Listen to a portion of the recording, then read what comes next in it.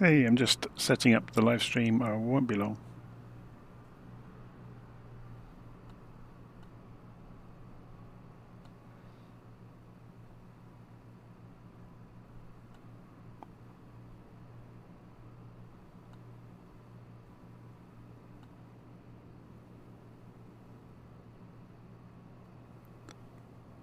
Okay, we're looking good so far.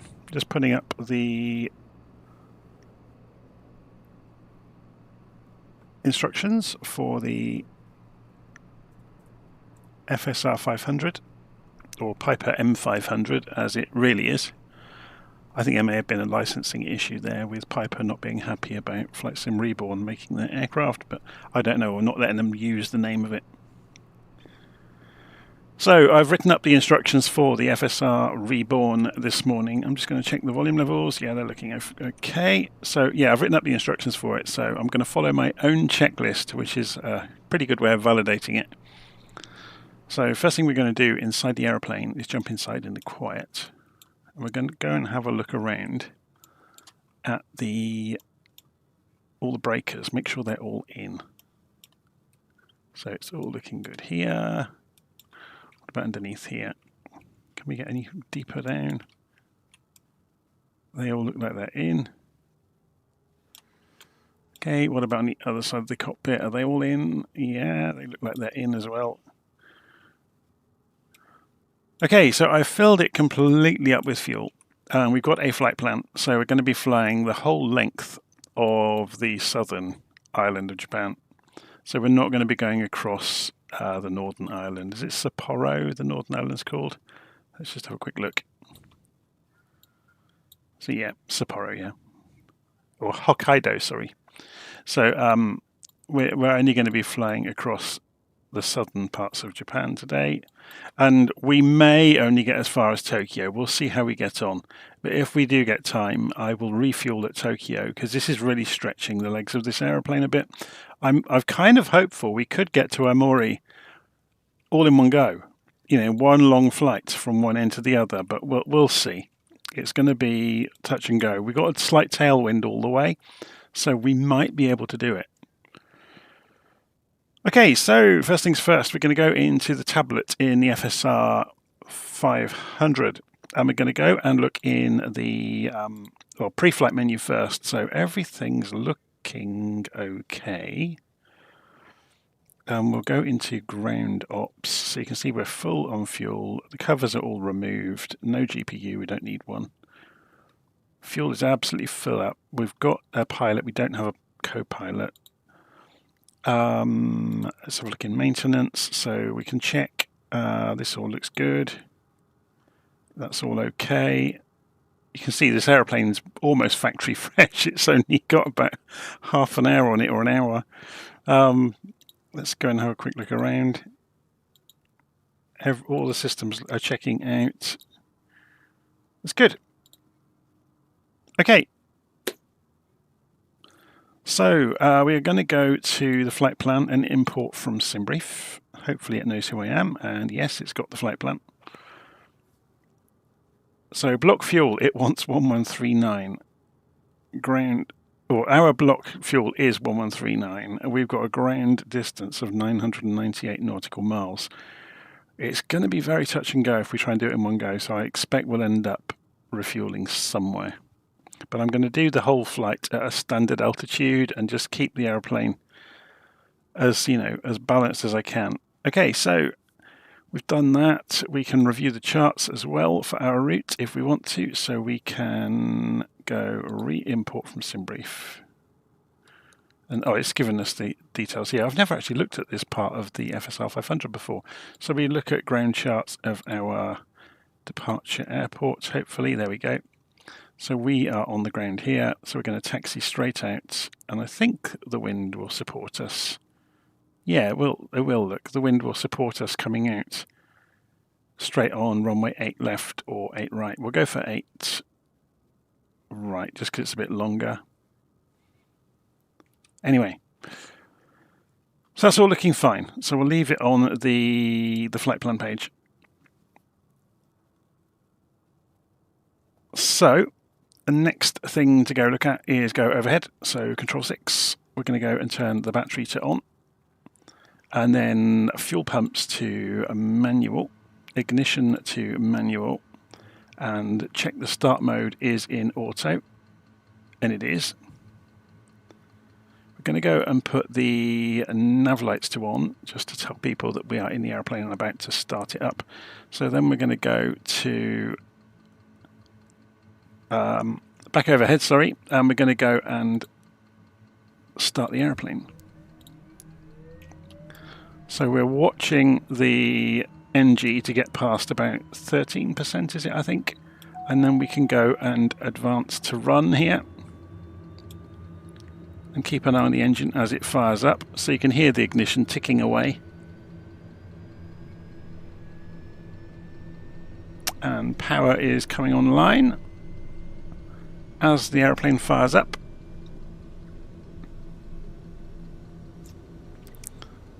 So as this gets towards about 64%, it should stabilize, and there it goes. So then we go and put the generator on and the alternator on.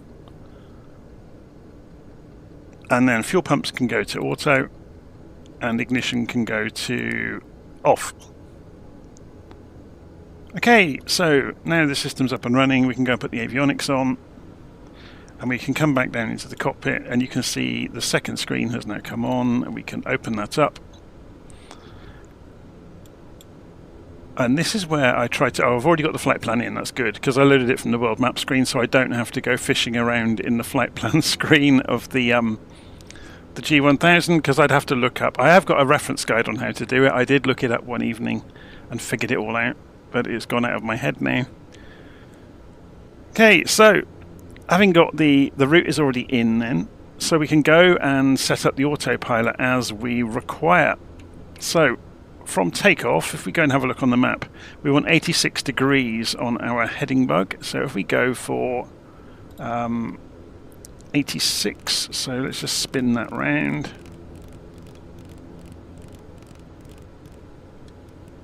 .86 degrees. We're going to go for 10,000 feet, so it's going to take a little while to spin that through on the altitude selector, pre-selector I should say. So bear with me, this isn't the fastest thing and it doesn't respond to shift to accelerate either. So we're just going to go and spin this until it gets to 10,000 feet.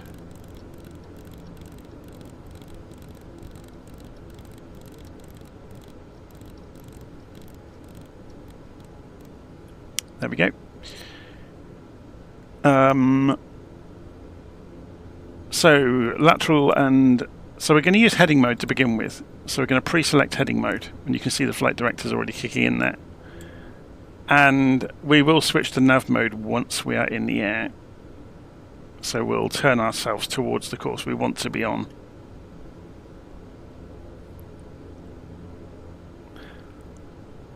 What next?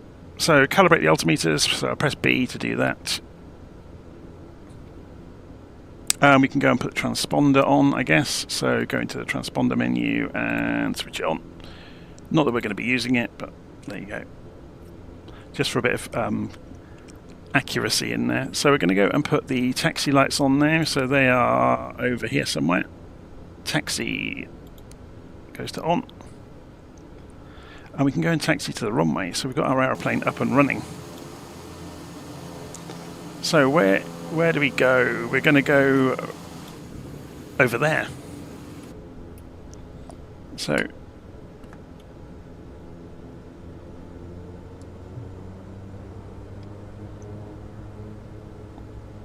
while we are taxiing, we can go and get the trim ready for the rudder trim ready for takeoff. So we're going to push it across to the green marker in this little instrument here. And we're going to go flaps.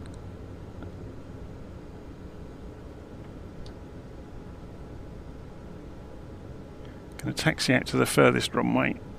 We can see we've got a takeoff config issue going on. So we probably need to have the pitot heat on now. Still got takeoff config. It probably wants landing lights, does it? That's interesting. So we've got the flaps in place. We've done the rudder trim. We calibrated the altimeter. I'm not entirely sure why it's still got the takeoff config. Although, because it's in white, does that mean it's not actually a warning? I think it does. It's just reminding you. So, fuel pumps, oh, they need to go to manual, and ignition goes to manual for takeoff. Otherwise, it won't like it.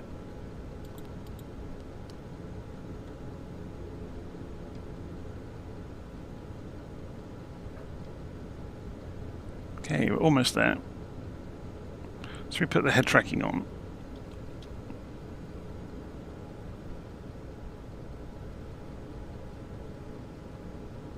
Has this got strobes? Yes, it has. Helps if I stay on the taxiway, doesn't it?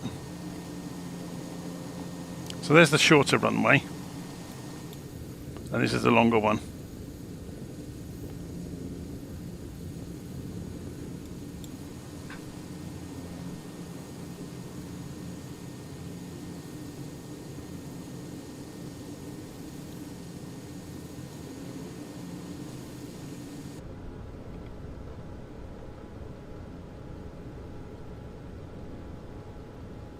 Okay, we'll just hold on here for a moment and take the head tracking off so I can look sideways and check my checklist. So we need to put the pitch trim in the takeoff range, so that's in here. So it is in the takeoff range, that's good. Rudder trim is already done. Pitot lights are on. Pitot heat is on. Landing lights are on. Fuel pumps are manual. Ignition is manual. Flaps are as required. We're ready to go. Check gear. Oh, have I got a? I pressed the wrong button there. There we go. We're ready to go now.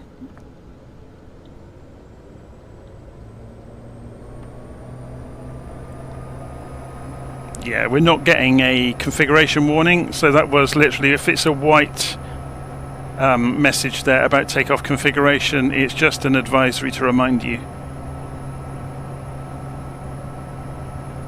So we can begin to rotate at 85 knots apparently, and we are in the air. Gear up.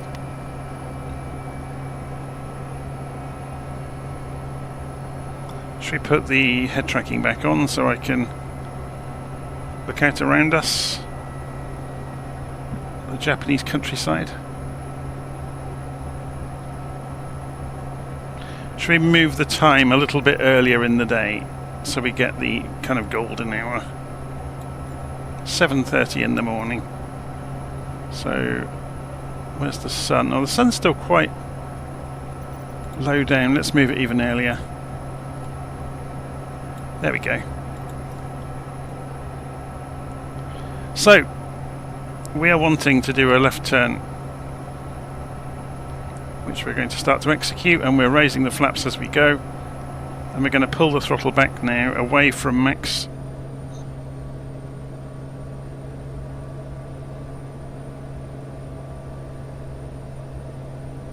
Still accelerating.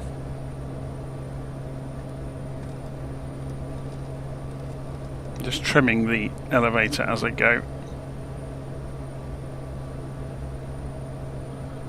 So we need to climb over these hills, or do we go around them? I think we go around them to the left, would be easier. You can see them here, look, on the map, so we're going to go down this side of them. Coming up through 2,000 feet fairly soon.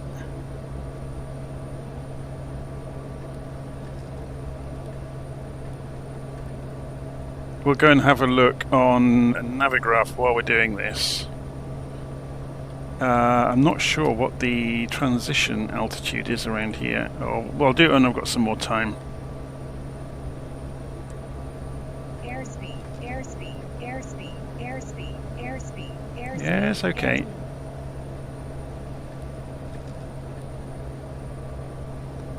This thing is incredibly fast.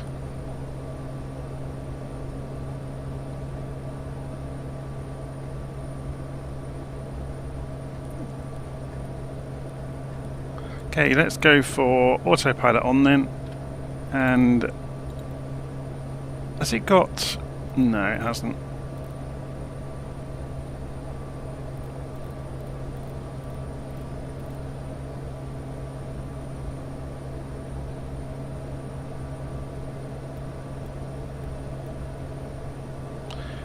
What's it doing? Okay, it's going for the heading bug, isn't it? I've just put it back to nav mode, so it should turn left. And is it going to do it? It's not going to do it in time, so I'm going to take control. It wasn't on a intercept angle, was it? We're off to a good start, aren't we? I've very rarely flown this aeroplane, so we're in nav mode now, so it should start behaving. We're in GPS mode as well, so let's get this lined up. Oh no, it's not in nav mode. Look, it still thinks it's in GPS with heading as a backup. Okay, it's because it wasn't on an intercept angle. If we go for it again, is it going to? No, it's choosing the GPS again. So let's go and pull the GPS back round. Also the heading. It's choosing heading mode, I mean, sorry.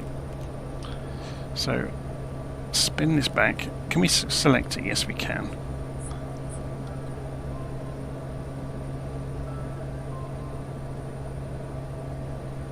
Okay, and then we should be able to use flight level change to get us up to 10,000 feet.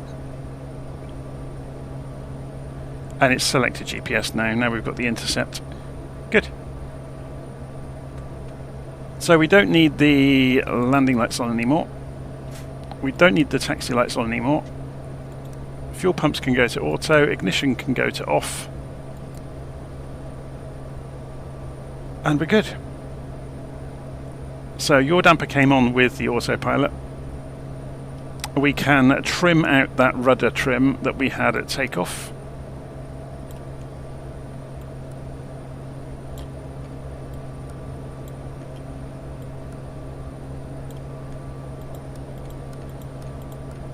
There we go. And we can relax. So we're doing a flight level change to 10,000 feet. We are holding the power just below the red area, so let's pull that back a little bit more. So I'm looking at the foot-pounds here. Propeller control is automatic. It's a constant speed propeller. So we're going to sit back and settle in for the ride now to across the whole of Japan.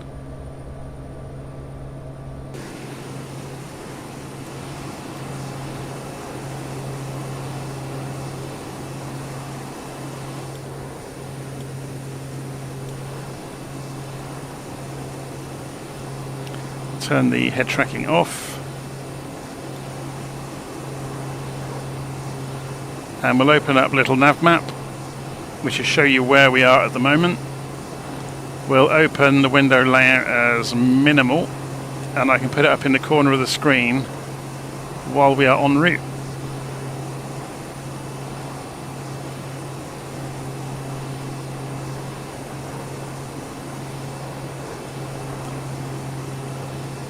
Okay, so you can hear me over the top of the engine, can't you? Yeah. I will go and hide the taskbar in Windows. That's better.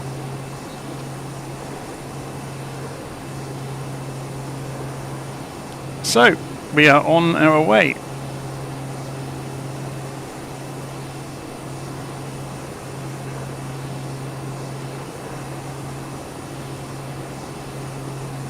Oh, this is recentering itself all the time, isn't it? It's a pain in the backside sometimes. Open window layout, default, turn that off. I wish they wouldn't switch that back on. I wish they'd leave it in the state it was in previously. So we are going out towards Nagasaki first, purely for the fun of going and having a look at Nagasaki. So let's have a look. And we'll increase the range on the G1000 navigation display.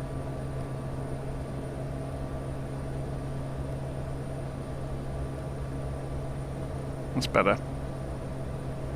So you can see our little aeroplane there, and you can see where we're going. So if I sit us up, Or maybe I look us out this way. So we've got the navigation display there and you can see out of the windows.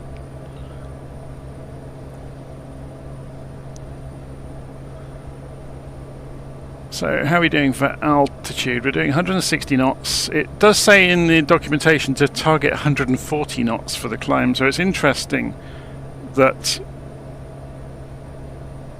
it doesn't do that if it's on a flight level change. It's doing it itself to target 160.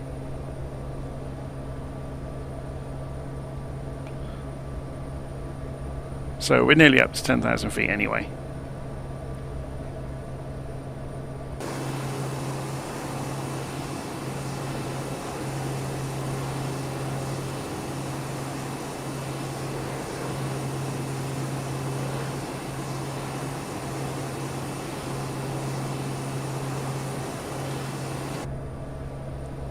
Okay.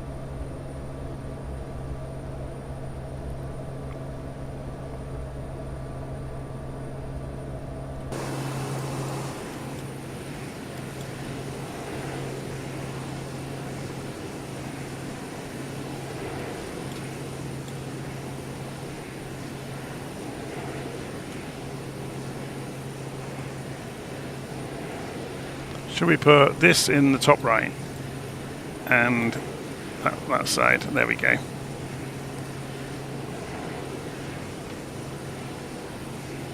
So off towards Nagasaki.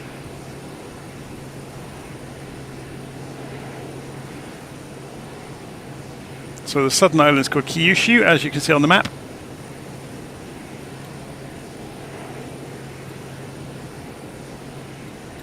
So we've got 80 miles over to Nagasaki, so a few minutes to go until we get there.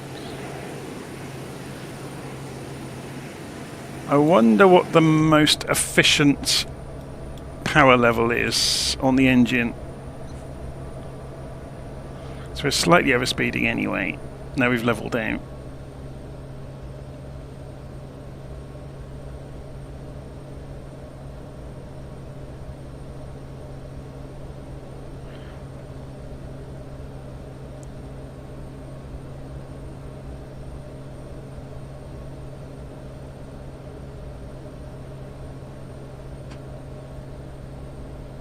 I'll leave it there, happily tootling along at just over 180 knots. It'll probably settle to somewhere around 180.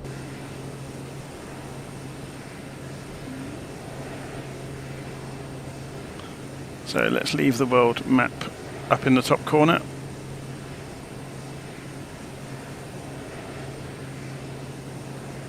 Yeah, Chattanooga's saying in the live stream comments, something I kind of knew anyway, that you'd have to look up the book numbers for it, but you can set the flight, the power level for the flight level you're at to get the most efficient use of the engine.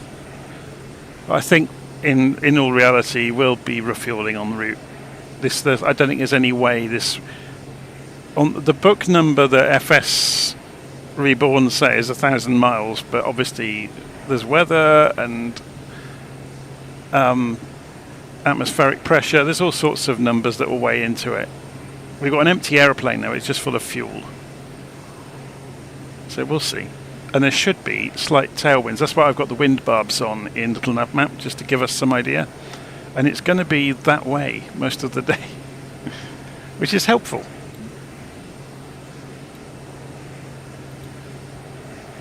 Let's make this smaller.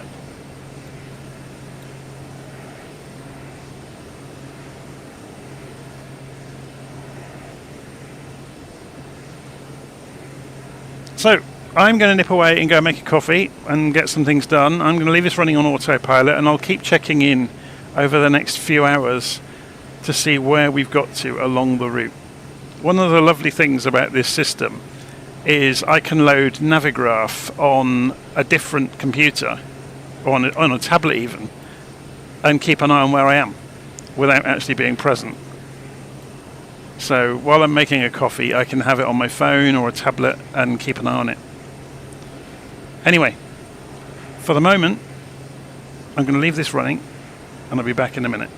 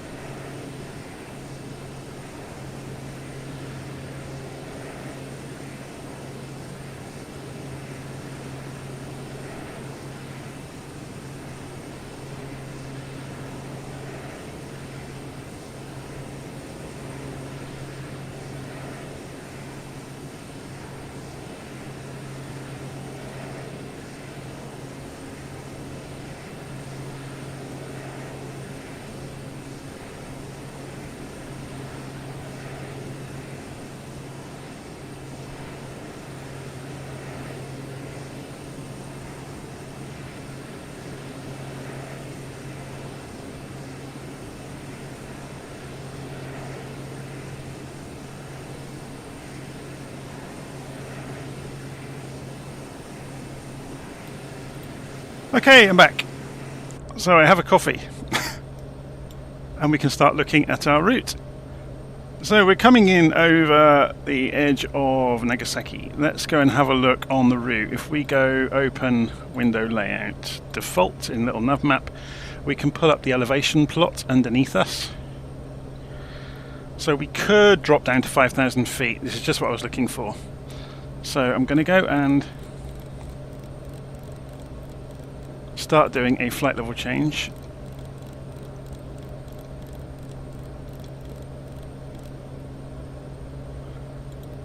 When the aeroplane sorts its life out.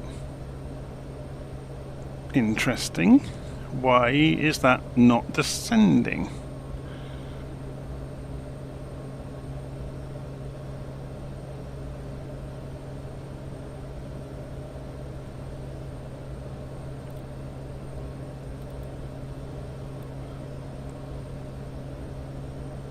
That's interesting. This works a little bit differently than other aeroplanes I have seen.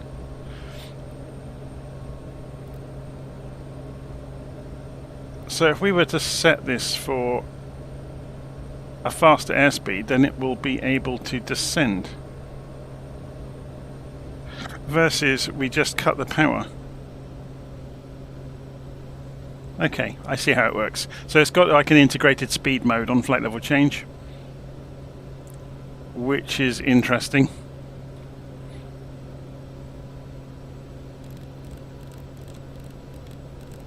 So I'm just pulling us down to 5,000 feet so we get to actually have a look around.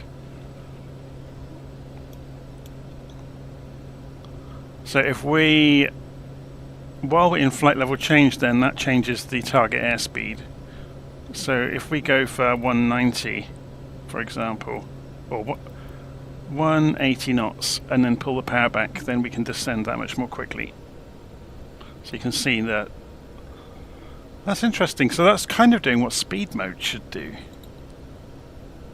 Maybe they've only... Yeah, look, speed mode isn't implemented, so flight level change kind of is speed mode, as far as this aeroplane is concerned. Interesting. I have to read the book on that. I've not read the book about all of the modes properly. That's an interesting one.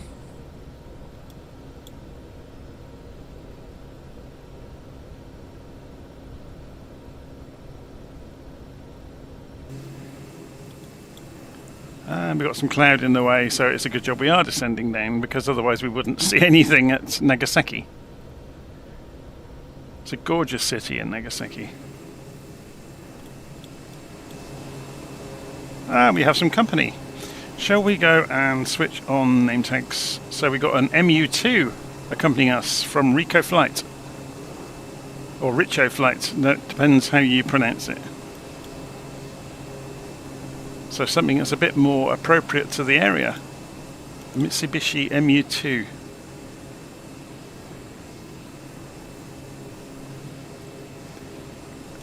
When I did the first look at the MU2 in the simulator, I had no end of real-world pilots with experience of the MU2 get in touch with me saying it's the noisiest aeroplane they ever worked with. That like anybody that worked on it, especially ground crews, ended up with hearing damage.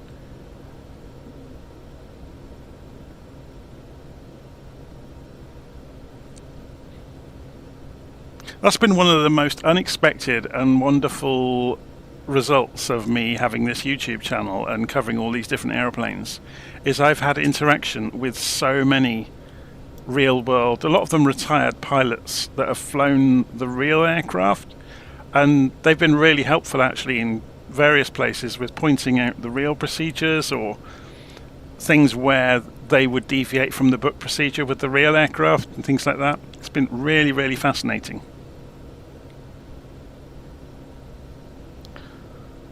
Okay, so we're coming down towards 5,000 feet, so we're going to start bringing in the power. So obviously doing these height changes en route is going to affect our fuel economy.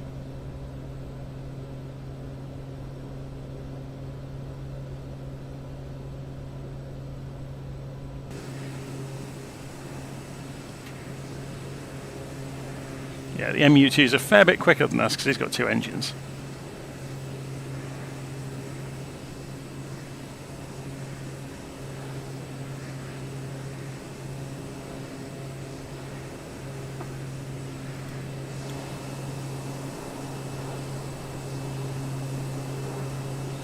So just having a quick look at the map, we're just about to go over the top of Nagasaki, so over to our right we've got, oh it's covered in cloud, that's a shame. There's some really nice mountains. One of the standard terminal arrival routes into the airport brings you in through these hills, because the airport's just the other side of this outcropping. But yeah, it's a beautiful part of the world.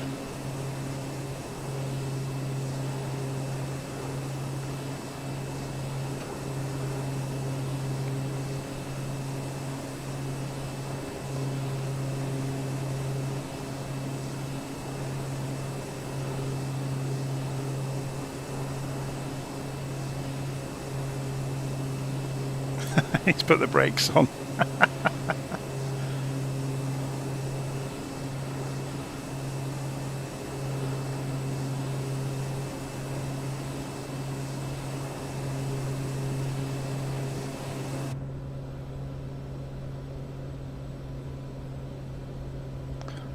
Okay, let's have a little look down here. So we're going to run into the VOR at Nagasaki and then turn right.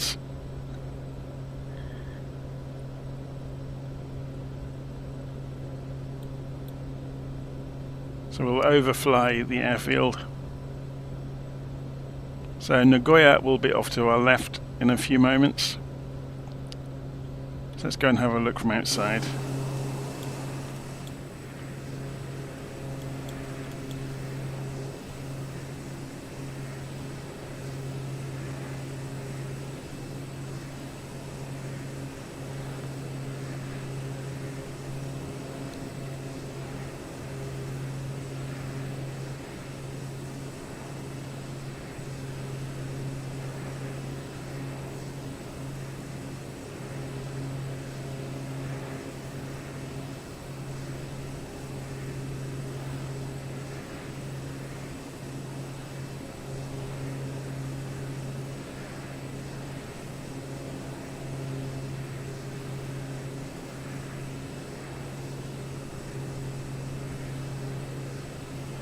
It's a little bit of low cloud. On approach to Nagasaki.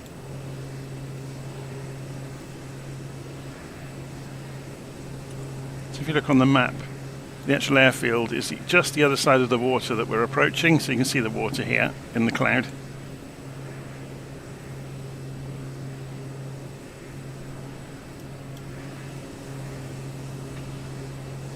So I'm going to blame all this cloud on the person that commented on the live stream about what a wonderful day it was for flying. It was 5 minutes ago, wasn't it? And now look at it. Typical, isn't it? No, we'll come out of this fairly soon. It's just local to this area. There we go, look, it's clearing.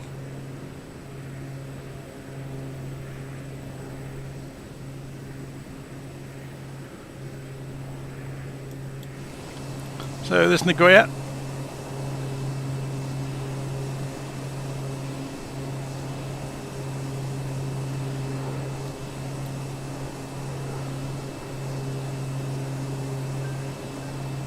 Sorry, Nagoya would be over here. So this is actually Nagasaki.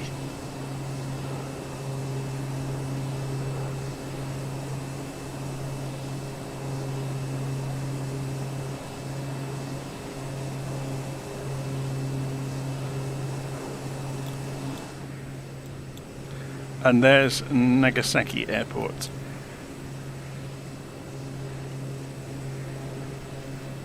So, looking on the map, yeah, there's like a bridge that reaches out to it, the Mishima Ohashi Bridge. It's awesome, isn't it? So you've got the Nagasaki Airport in the bay, and then you've got Omura Airport. So there's Omura, but that's Nagasaki, so it's on an island. And there's a bridge out to it.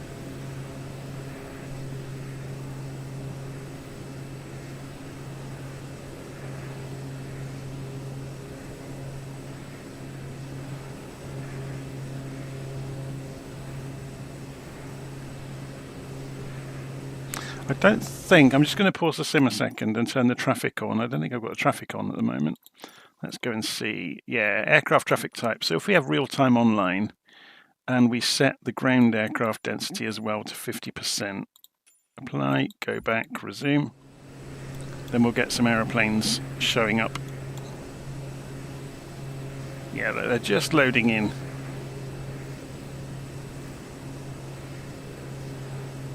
Oh, that's the buildings loading in, isn't it? Doing load on demand.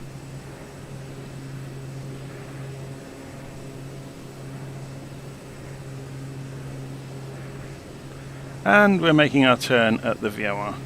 So I imagine, looking at the ground down there, there's the VOR on the corner. So, oh no, I tell a lie, I thought it was there, but it turns out it's over here. It's that circular patch of ground down there. And of course I've never noticed that before, look, they've mowed the name into the grass. Fantastic.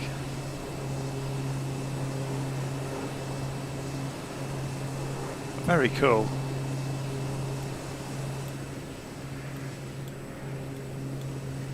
Okay, we're off on our way again then.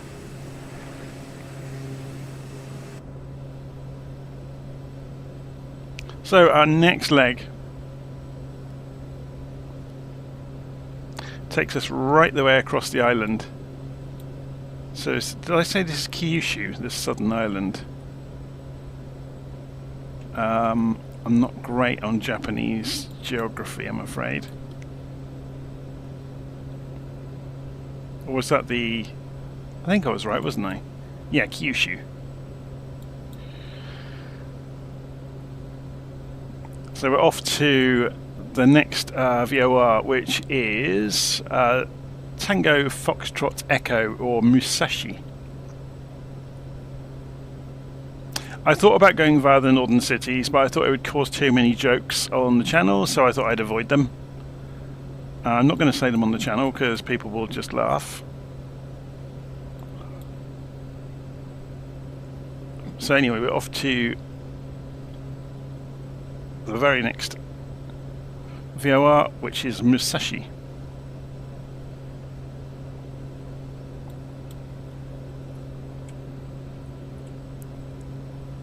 So we've got it showing up now on the navigation display in front of us. So we got 28 minutes to get there. We're travelling at 193 knots at the moment, so we could open the throttle a bit more. So we're running at 50% at the moment, and we could take it up to let's have a look at the elevation plot in LittleNavMap. Looks like 5,000 feet is going to be okay all the way through the next few, so we'll leave it at 5,000 feet because then you get to see some scenery whistling past, which is always fun. So let's go and put this back onto open window layout, minimal, and drag it up into the corner.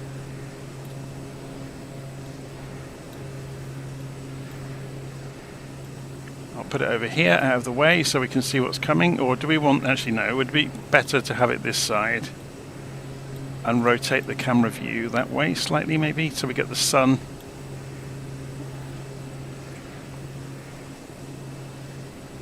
And then once we cross this water, we'll have the hills to look at on the way across the bay there. There we go.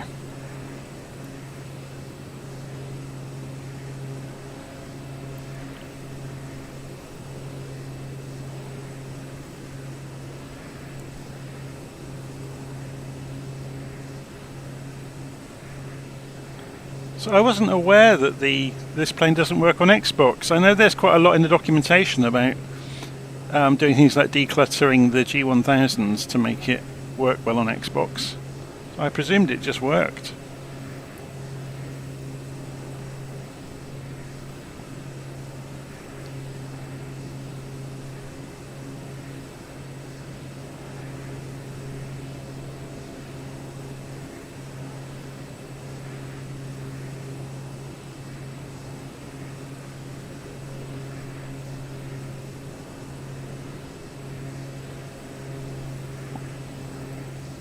So how are we doing for speed?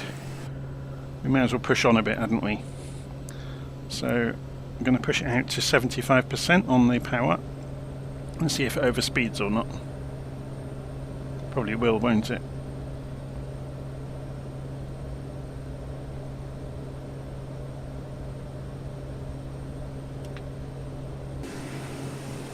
So we're back into the cloud for a few minutes. Hopefully there's not too much cloud around. Should we pull up the weather plot on Navigraph? So we are flying at 5,000 feet at the moment.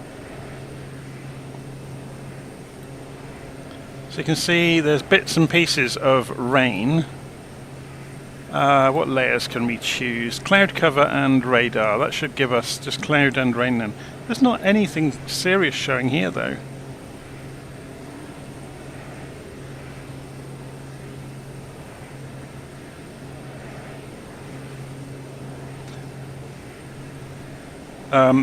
Just reading the live stream comments from Synthetic Synapse. It's already a miracle this sim works on the Xbox at all.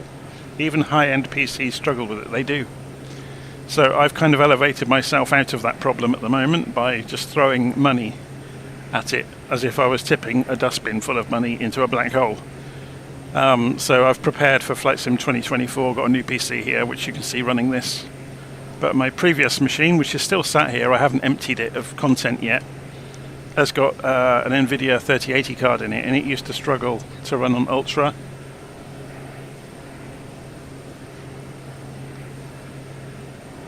I guess that's progress for you. But I do wonder, I was talking to my other half about this the other day, Flight Simulator isn't really a game anymore, and the financial requirements to run it well have elevated it far out of the realm of it being a game.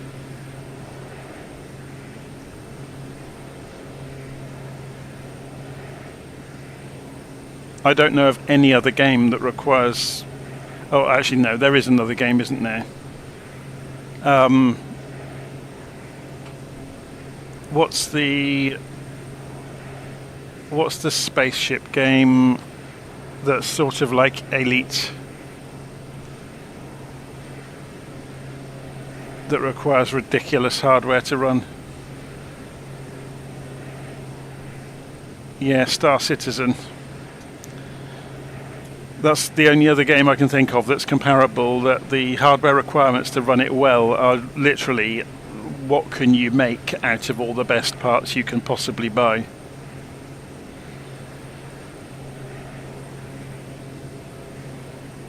It is insane, isn't it?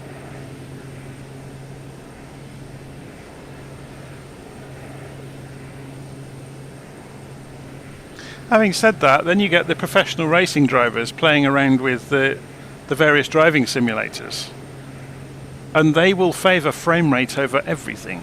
They'll turn the graphics fidelity all the way down in order to have rock steady 60 frames per second, to give them a substitute for the feeling of G-force.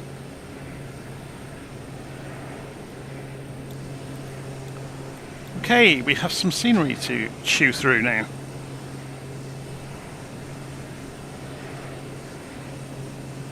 Kumamoto is off our right wing, in the mist. I promise it is out there. Should we climb back out to 10,000 feet? It might make sense, mightn't it? We get a bit wider view, even if it's obscured by cloud now and again. So we're going to set the target altitude out to 10,000.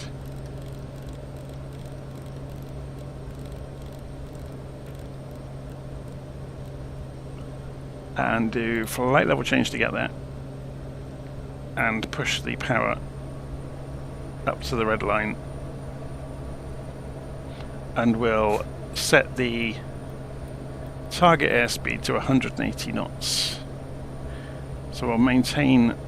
Actually, we could pull it back far further than that, couldn't we? Let's say 160 in the climb, and watch what the airplane does.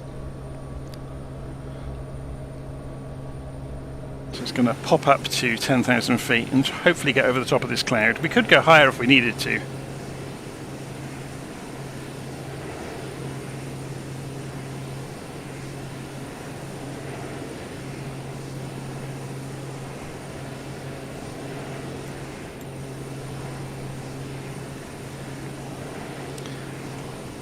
I did have a look. One of my friends was talking to me about the YouTube channel and whether I should diversify and do other things as well as aeroplanes.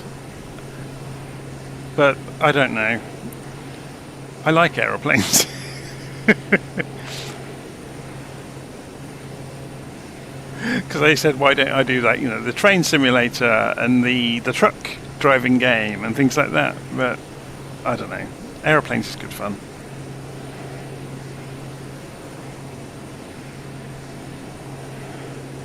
I've often had the conversation with people as well, with them saying, well, why don't I go and, you know, have flying lessons and use the money from YouTube instead of buying new airplanes for the sim all the time, go and have the odd flying lesson. And I very quickly turned around and said, in a simulator, I can fly from anywhere to anywhere in the world in any airplane type I like, regardless of if I'm qualified to fly it or not. In the real world, I would spend probably the next 2 years visiting the same little airfield, flying the same little aeroplane, and sitting ground school exams before I'm allowed to go fly it on my own. And then I've got the upkeep of the aeroplane unless I enter into a consortium with others to buy an aeroplane that we share, and then get insurance through our eyeballs, maintenance costs through our eyeballs, which will cost more than, you know, half the cost of the house over the course of several years. So I said, yeah, it's a lot cheaper. Although it seems expensive to go and buy a PC to run a simulator to the level we have to do this, it's much, much cheaper than flying a real aeroplane.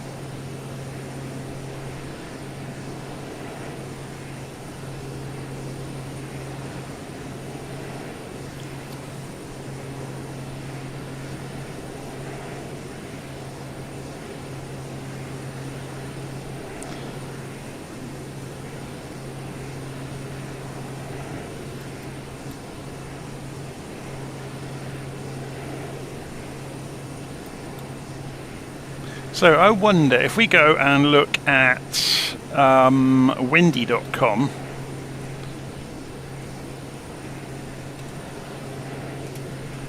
and go and find Japan.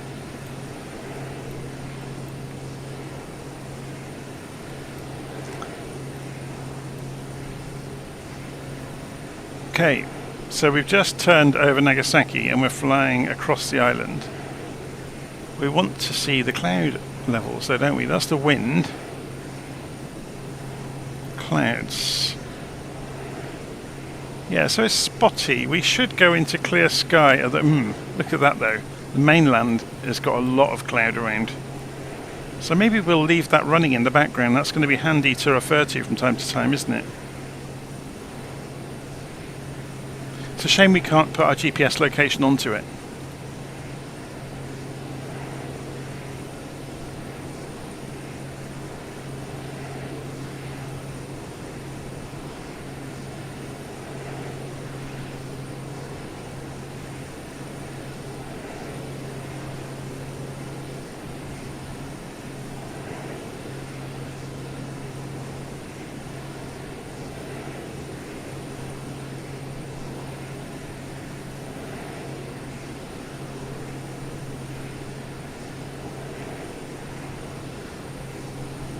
Yeah, and I think on about the amount of work and diversifying the channel, I've always been against it, because I know about aeroplanes, or I know a little bit about aeroplanes, and when the new sim comes around, there's going to be an awful lot of new content or new information to share, new experiences to share within the sim. So there's going to be the whole career mode, which I'll probably live stream that, so you'll get to see me winning and losing. There's also all of the different new aeroplanes, which obviously we'll take them all up for test flights and try them all out one after another. It's going to be good fun.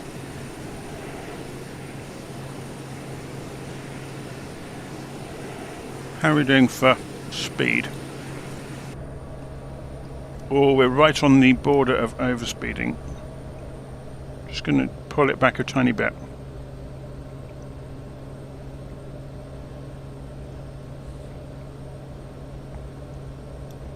So this is saying 12 minutes to go until we get to the next VOR, which is TFE.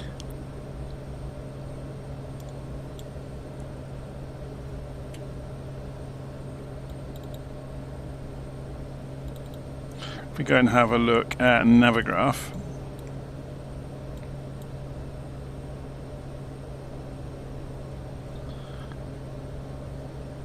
so following TFE, we're going to cross across the water to Matsuyama,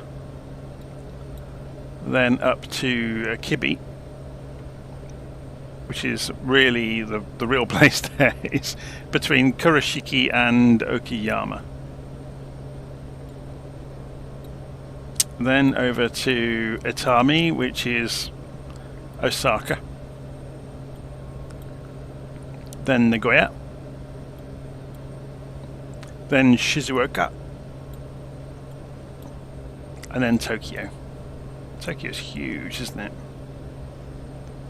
May have to go and do a bit of a tour of Tokyo when we get there. But I may stop and refuel at Tokyo before we carry on up towards the north end of the island. We'll see how the fuel looks on the way. But obviously I'm not flying this in the most efficient manner. If we were going to do it efficiently, we'd be up at 20-odd thousand feet.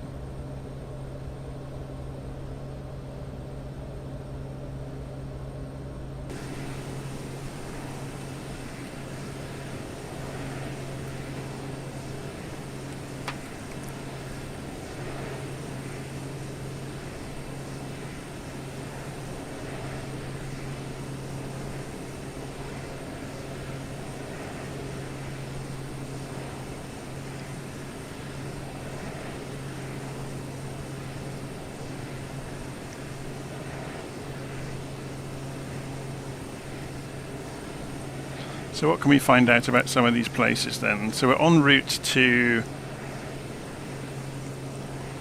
Ogatenbo Park.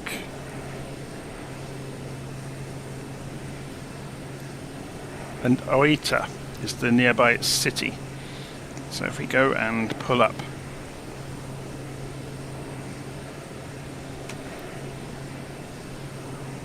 the mighty Wikipedia and search for Oita in Japan,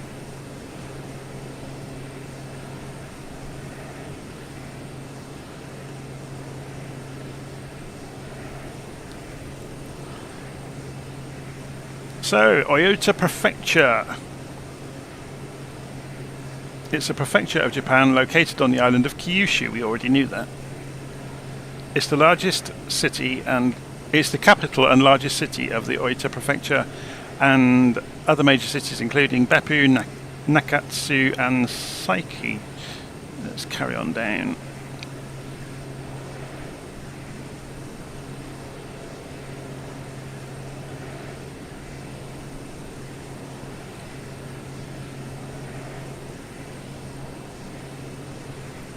So currently the prefecture has 14 cities, 3 districts, 3 towns and 1 village.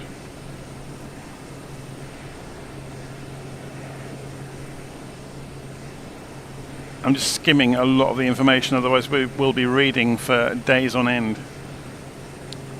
So agriculture is a huge deal around here, as you can see from the fields we're flying over.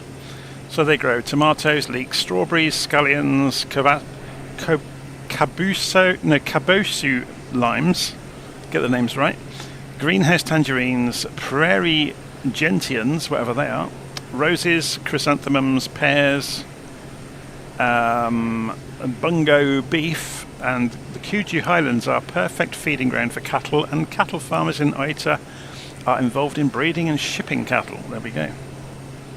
It's a well-known local product, apparently. So the local products are also things like dried shiitake mushrooms and Oita-style seasoned timber. So Japanese cedar. This is a huge area for farming cedar. So second place in Japan, second highest output levels for lumber. That's all these forests, isn't it?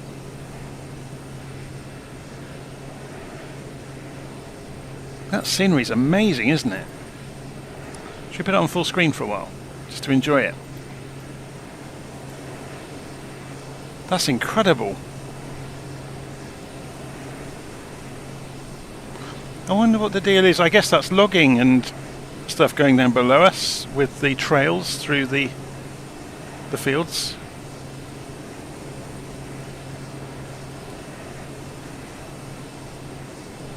Amazing scenery.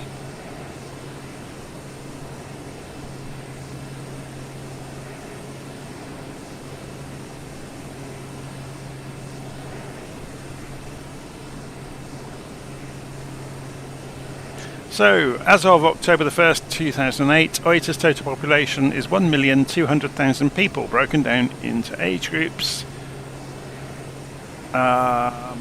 60% are between 15 and 64, 25% are over 65. This scenery is incredible, isn't it?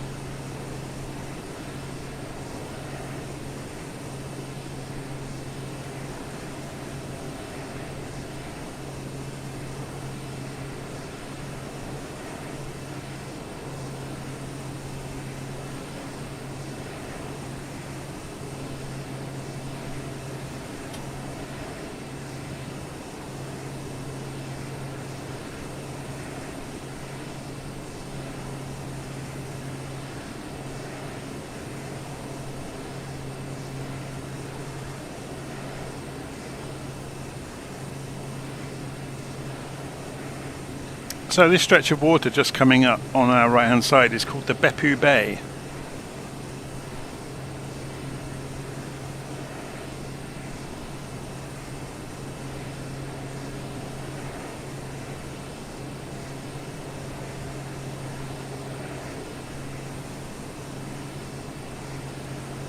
So the city we've just been talking about is just over on the edge of the bay here, and this side as well, obviously. So this is Oita. You can see it's spread all the way around the bay over the years. But this is Beppu. Oita, Beppu, and I think this side is Kitsuki. And then in this inlet here, there's all different towns that have merged together slowly. So is Hiji over in this corner. So they're obviously all villages, and they've all encroached on each other over time.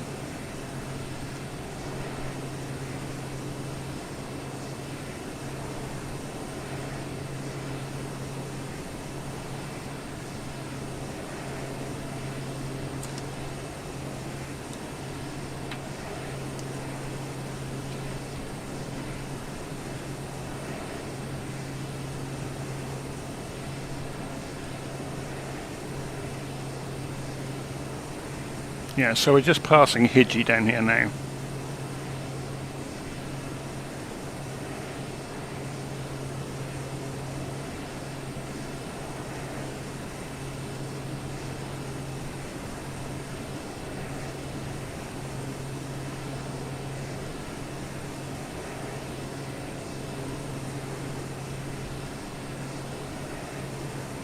So we are going to fly right over the top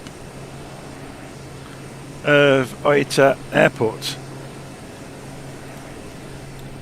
which is just over here on the coast.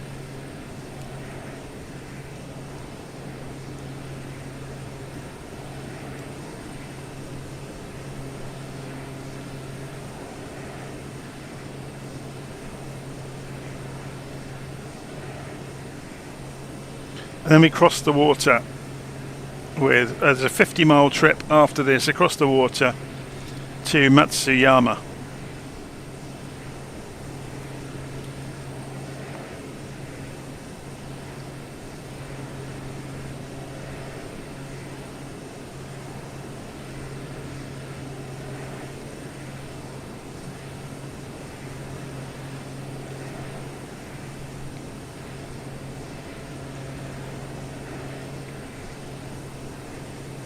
I wonder, could we play games with something rather clever? So if I went and pulled up in here, Google Gemini,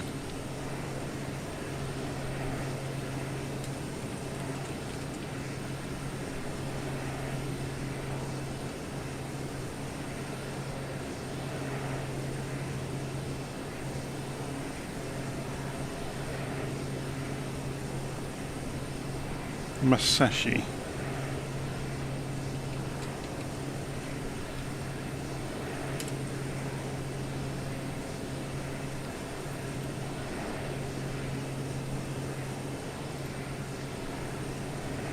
Oita, located on the island of Kyushu, Japan, is a prefecture renowned for its natural beauty, rich cultural heritage, and abundant hot springs. Here's a glimpse into what Oita has to offer. Natural wonders. Hot springs. Oita is home to the largest number of hot springs in Japan, with Beppu and Yufuin being the most famous. These towns offer a variety of onsen experiences, from traditional ryokan baths to modern spa facilities. Yabake Gorge. This picturesque gorge is a popular destination for hiking and nature walks, offering stunning views of the river, waterfalls, and lush greenery. Takasakiyama Nature Zoo. This zoo is home to wild Japanese macaques, known for their unique behavior of bathing in hot springs. Visitors can observe these monkeys in their natural habitat. Cultural experiences. USA Jingu Shrine. This ancient Shinto shrine is one of the most important in Japan and is dedicated to the god of war, Hachiman. The shrine's beautiful architecture and serene atmosphere make it a must-visit. Asuki Stone Buddhas. These ancient stone sculptures are a UNESCO World Heritage Site and offer a glimpse into the region's rich Buddhist history. Kitsuki Castle Town. This charming town is known for its well-preserved samurai residences and historical sites, offering a glimpse into Japan's feudal past. Other attractions. Oita Marine Palace Aquarium, Umi Tamago. This aquarium features a variety of marine life, including sharks, sea turtles, and colorful fish. African Safari Park. This zoo allows visitors to drive through enclosures and observe. So it's got pictures and everything. If you've never used Google Gemini, it is absolutely brilliant, by the way.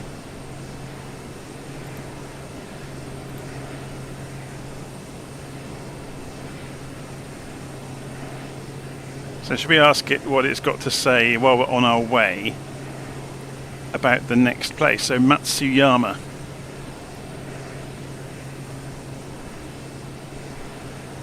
Tell me all about Matsuyama in Japan.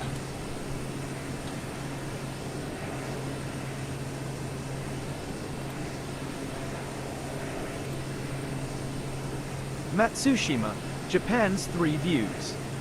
No, that's not what I asked for.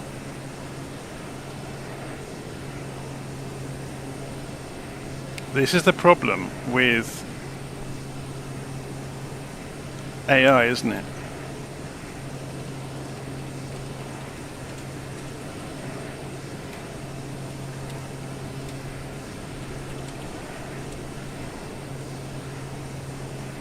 It's got it right this time. I just had to be a bit more specific.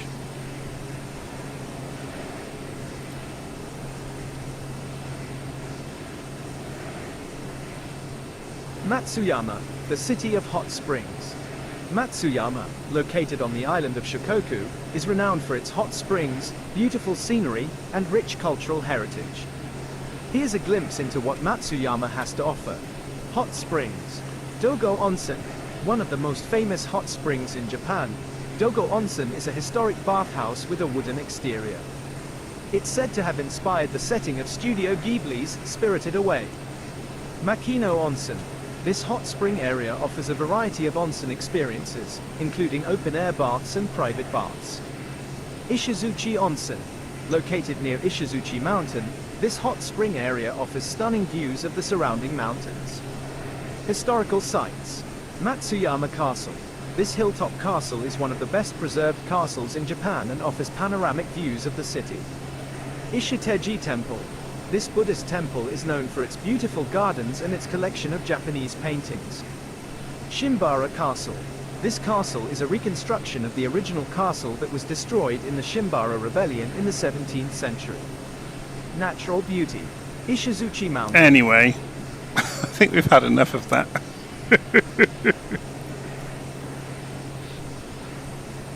I think it could drive you around the bend, couldn't it?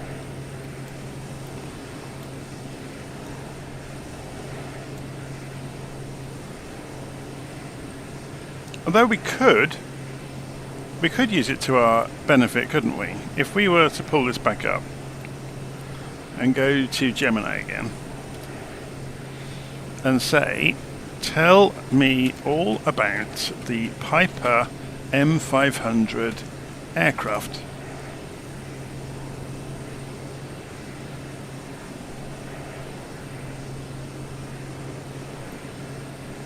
The Piper M500 is a single-engine turboprop aircraft designed for business and personal use. It's known for its combination of performance, comfort, and advanced technology. Here are some key details. Performance. Engine, Pratt & Whitney PT6A42A turboprop, 500 St. Helena pounds. Cruise speed, 260 ktas. Range, 1,852 kilometers. Service ceiling, 30,000 feet. Takeoff distance, 1,650 feet. Features. Cabin. Spacious and comfortable for up to 6 passengers, with ample legroom and storage space. Avionics. Garmin G1000NXI suite, including synthetic vision technology, electronic stability protection, and autopilot. Safety. Equipped with a variety of safety features, such as ADS-B, Terrain Awareness Warning System, TAWS, and Emergency Descent Autopilot, EDA. Luxury. High-quality interior materials and finishes, including leather seats and wood accents. Price. The price of a new Piper M500 can vary depending on options and configurations, but it typically starts around $2 million. Overall, the Piper M500 is a versatile and capable aircraft that offers a luxurious and efficient flying experience. It's a popular choice for business travelers and private owners who value performance, comfort, and safety.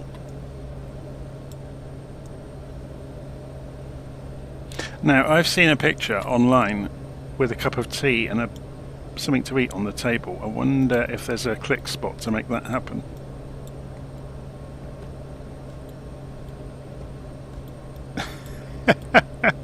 That's very cool, isn't it? Is there a storage box somewhere where food might be? Is it in the back? No.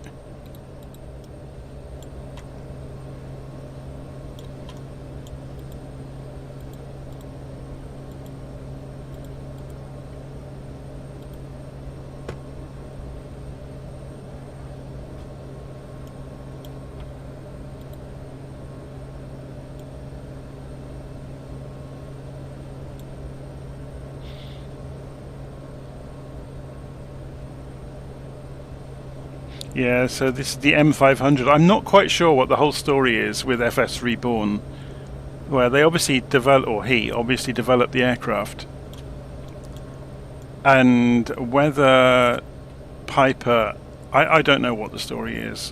Whether they just turned around and said, well, it's going to cost you X amount of money to put our name on the simulated version of it. I don't know.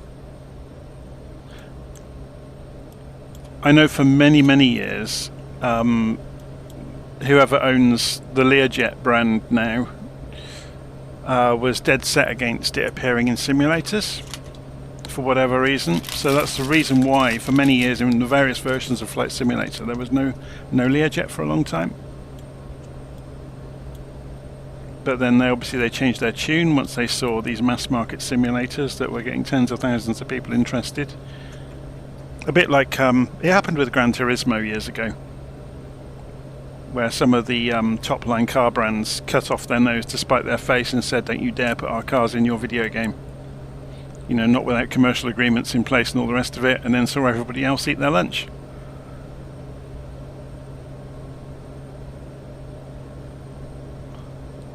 Same thing happened, oh crikey, the James Bond movies.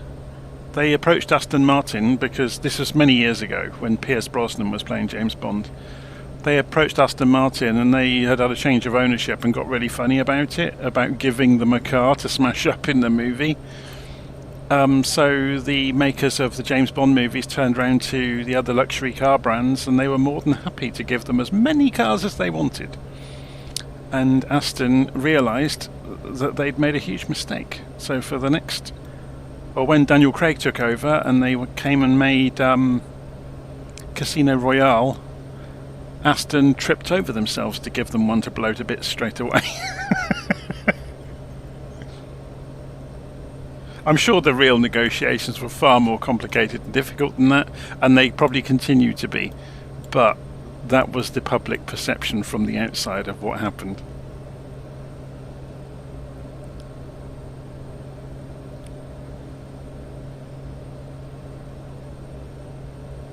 It did make me laugh though in Casino Royale when obviously Aston returned to the James Bond fold, that as soon as he got his hands on his top of the range Aston Martin, it was in the movie for like a minute and it got written off.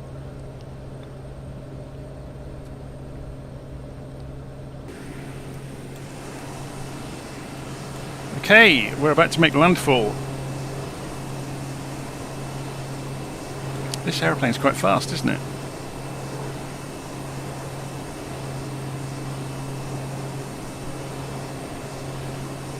So let's pull up the LittleNavMap map of our position. We can see we're about to come in over the top of Matsuyama.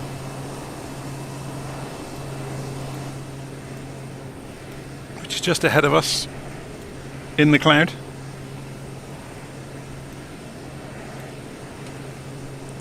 Move the map over this way, out of the way of the aeroplane. So we turn over Matsuyama and head out towards the Okayama VOR. Okay.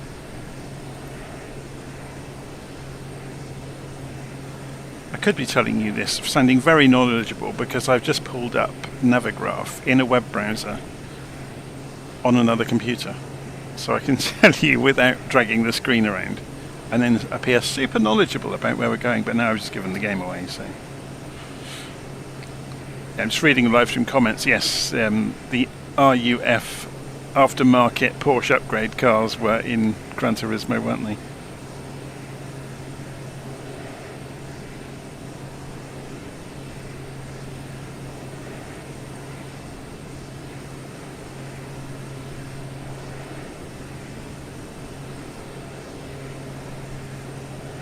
Not long after that, in the later versions of Gran Turismo, all of the luxury car brands clued up on the fact that an entire generation of up-and-coming 20-somethings were busy playing video games with luxury car brands in, and if they weren't there, they weren't going to be capturing hearts and minds as the previous generations had done with posters on bedroom walls and things like that.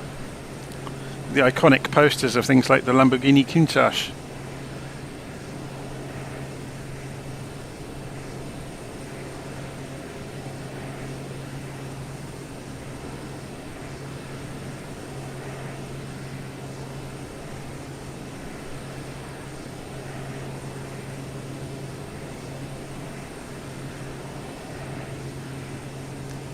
If you want somebody to aspire to own your car, then, or whatever it is, you need to get them in their teen and 20-something years, don't you?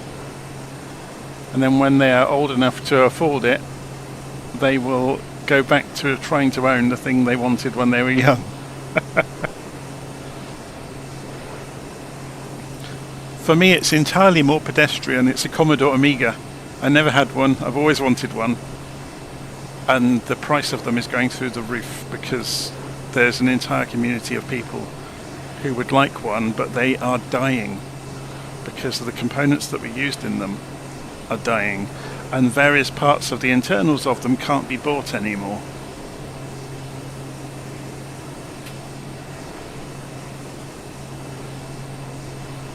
Yeah, Amigas are very easy to emulate. I've got a Raspberry Pi just across from the desk from me.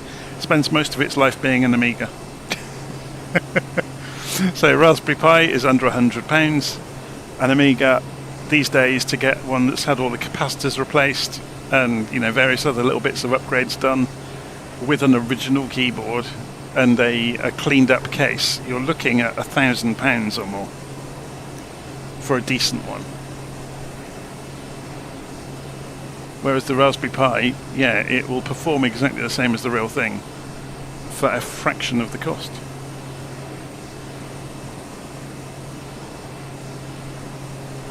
I did add up an Amiga with all the add-ons on it in its original configuration. If you got one in mint condition, you're looking at a couple of thousand for something that's going to perform no better today than it did in 1987.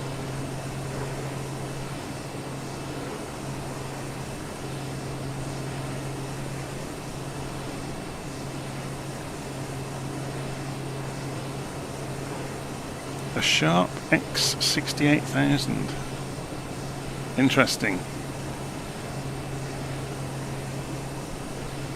There are lots and lots of update boards for the Amiga. And there's lots of hardware replications of the Amiga using FGPA boards. FPGA boards. I always get the acronym run the wrong way. So it's Field Programmable Gate Array, isn't it? FPGA. So it's essentially a chip being other chips.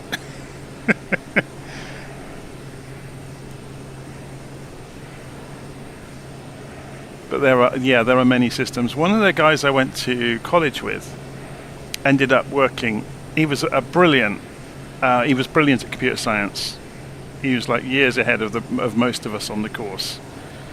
He was, writing assembler and things like that many years before the rest of us.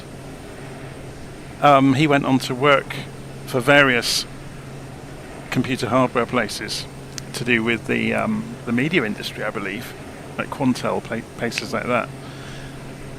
He invented his own board. I'm not sure how far he ever took it, or if it ever went into production, but yeah, he invented his own FPGA board. As far as I understand, his was very similar to things like the Mister. His may have been more powerful, I'm not sure. But as with any kind of hobby project, it kept being updated and revised and updated and revised, and obviously as you get busy in life, then hobby projects disappear for a long time.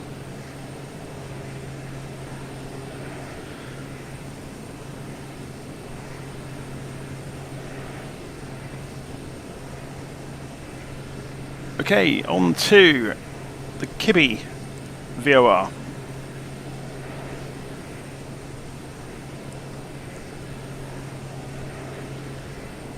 Which is just north of Okayama. So we're just passing over this stretch of water. I'm just going to find out a bit more about this area while we're on our way. There's many islands that we're about to fly over the top of. Yashiro Island, Haigen Island, Nakajima Island, Kurahashijima, Kamigari Island, Osaki Kamizima Island. There's loads and loads of them. You'll see them in a moment.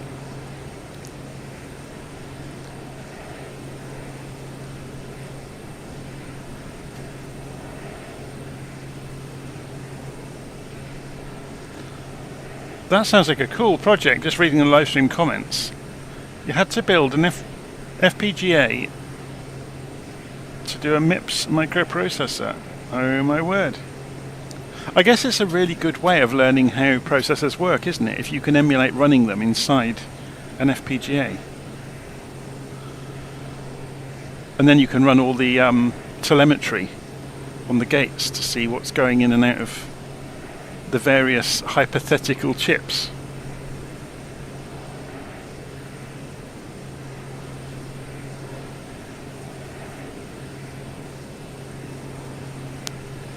It is still stunning to me that inside an FPGA you can essentially instruct it with the the layout and the pins of the chips. It's the same as MAME works internally, isn't it? MAME is essentially an FPGA, but implemented in software.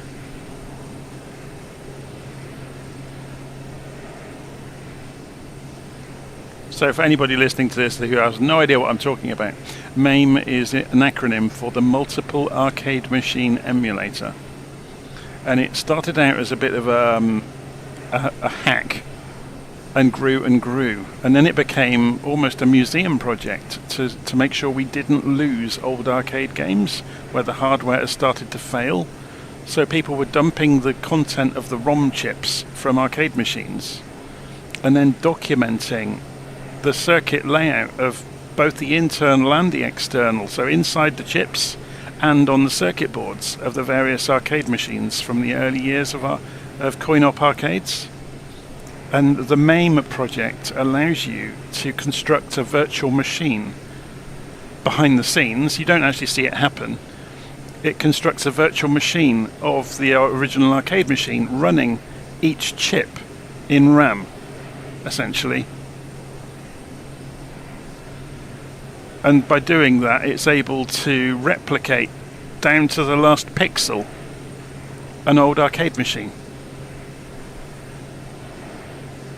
So yeah, I've got a Pi here running MAME. I've got it on it. It works fantastically. Because the hardware requirements in the old arcade machines were so low compared to today's requirements, yeah, a modern machine with even meager performance can emulate an 80s or a 90s arcade machine easily.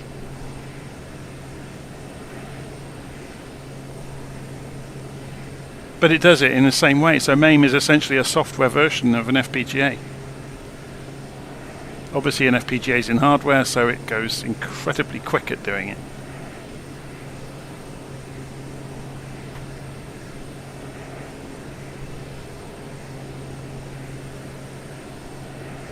There's an immense bridge down here. I just spotted it. And it's got custom assets. Obviously it was part of the Japan update. So what we're seeing now, it's just off of our nose. So it's this one. The Inoshima Bridge. Or is it this one here? The Tatara Bridge. Maybe it's Tatara. Yeah, that's further over. It's the Tatara Bridge. The Inoshima Bridge is going to be there, which is also modelled. How cool!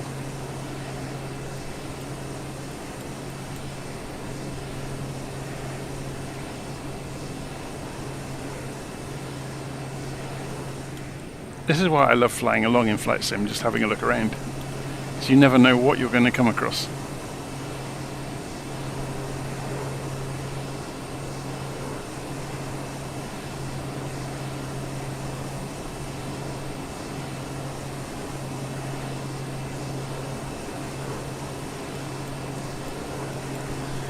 I think just watching the live stream chat about the old emulating old arcade machines, the various images you can get for the Raspberry Pi are absolutely brilliant, and you can get it for the PC as well, that Recall box and things like that, and RetroPie and all the various projects. They do simplify it enormously, so you just need to find a reputable source of the ROM images. And I think for a lot of the old abandoned arcade machines, they've pretty much given up these days, the rights holders. They won't go after anybody for downloading ROMs of an arcade machine from the, or even a home video game machine from the 1980s. It's just not worth their while, because in all likelihood you're going to play the games and then go and buy a modern game machine. And they make their money anyway. Or you'll buy the games again, running inside whatever it is, say it's a Switch or an Xbox or a PlayStation 5, whatever it is.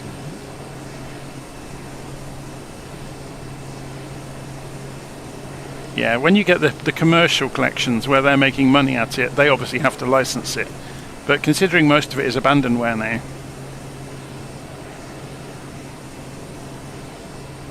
I don't think there's any harm in going to somewhere like archive.org to get hold of the ROMs.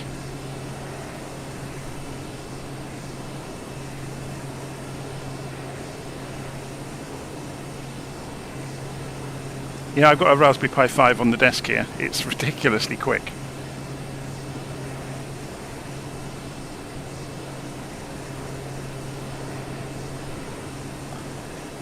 Okay, so can we see this second bridge if this cloud would kindly move out of the way? And there it is, just peeking out from behind the cloud right now. Oh, it's not as impressive as the other one though, is it? Although the other one's hidden behind that cloud. We're not having much luck, are we, with the clouds at the moment?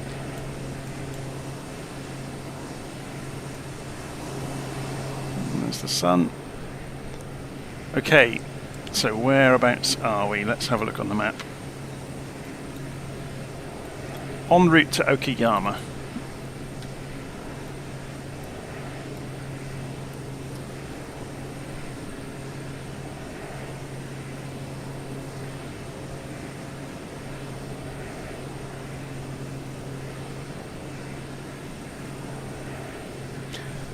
So yeah, Synthetic Synapse is saying, in the flight sim genre, there are many gems from the 80s and 90s that you can't get otherwise. Absolutely right.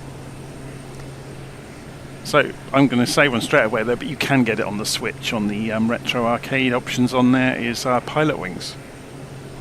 Pilot Wings is brilliant. I guess it's not really a flight sim, it's an arcade game based in the air, but it's great fun.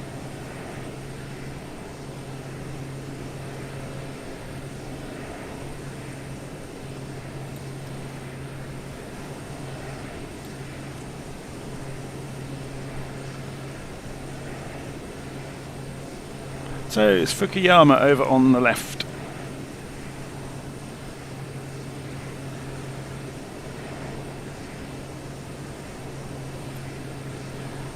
This is the thing that amazes me with flight sim, is when you are flying over some of these areas and then you look down, okay, it's not going to render the ground in much detail if I zoom from here, but obviously if we descended you would see down to the streets and the shops and the houses, and it's absolutely mad, isn't it?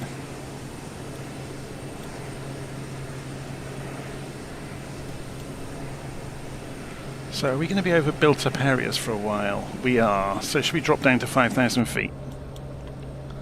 So go and bring the target altitude down for a bit.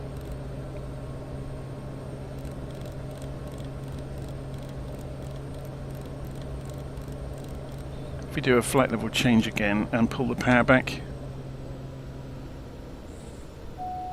Check gear. I've obviously pulled the power back too far for it to be saying that. Let's just open it up a little bit more.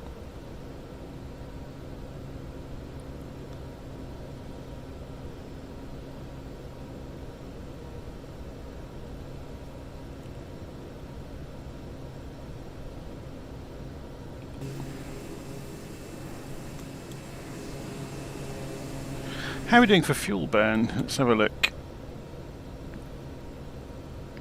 So fuel quantity 371 both sides. We're down to almost half a tank. Yeah, there's no way we would have done this at the altitude we've been flying at and the power level we've been at. There's no way we would have made it.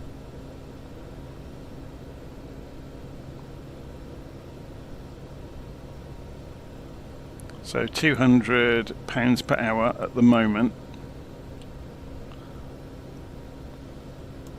So we'll be lucky to get to Tokyo, to be honest.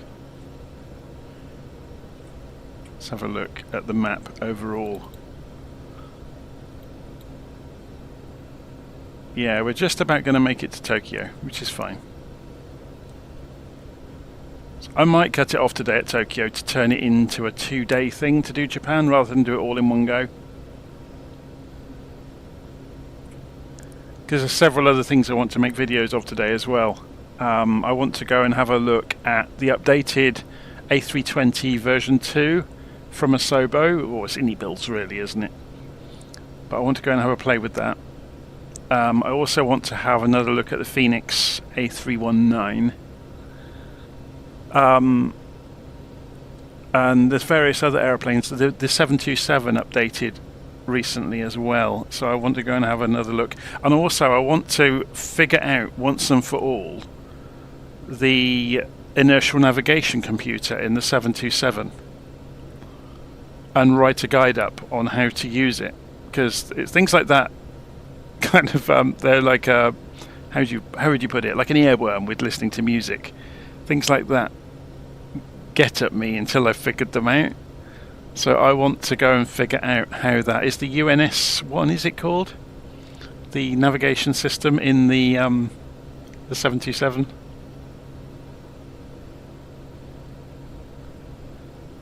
So it predates all of these modern GPS systems. So you have to program in longitudes and latitudes on a keypad. But it's all simulated in the 727. It's really nicely done.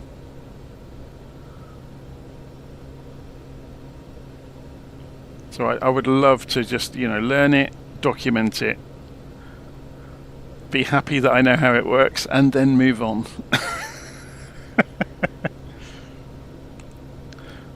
Okay, so we're coming down towards 5,000 feet, so I'm going to start to open the throttle up again.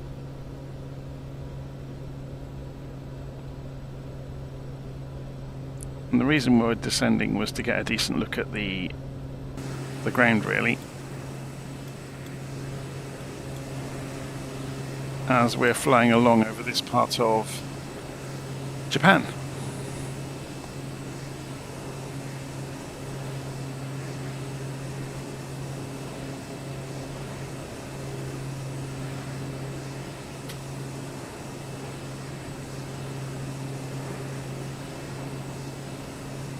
Yes, the A310 was updated as well, so it'd be good to go and do a flight in the A310.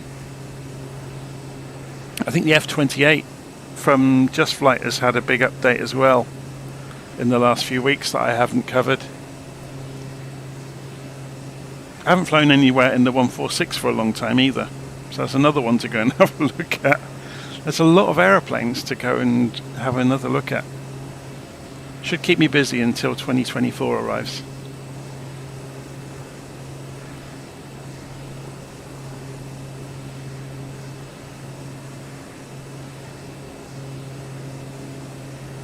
Yes, the ATR. I saw the developer live stream where they were talking to Hans Hartmann about the ATR.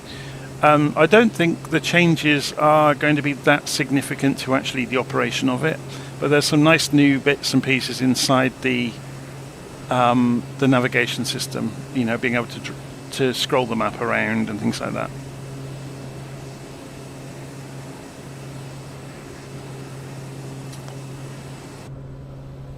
Okay, how are we doing for speed?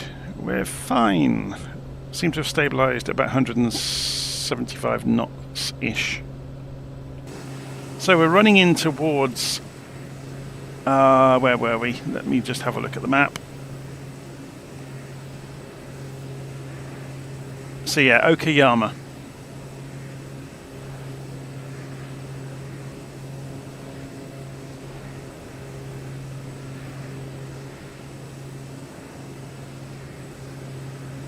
So the huge city we see sprawled out over here is Okayama. Shall we ask the mighty internet all about Okayama?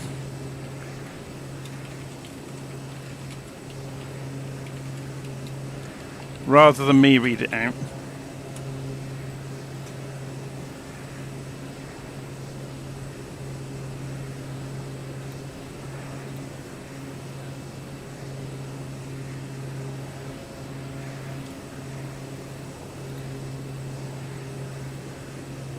Okayama, a city located in western Japan, is a hidden gem that offers a delightful blend of history, culture, and natural beauty.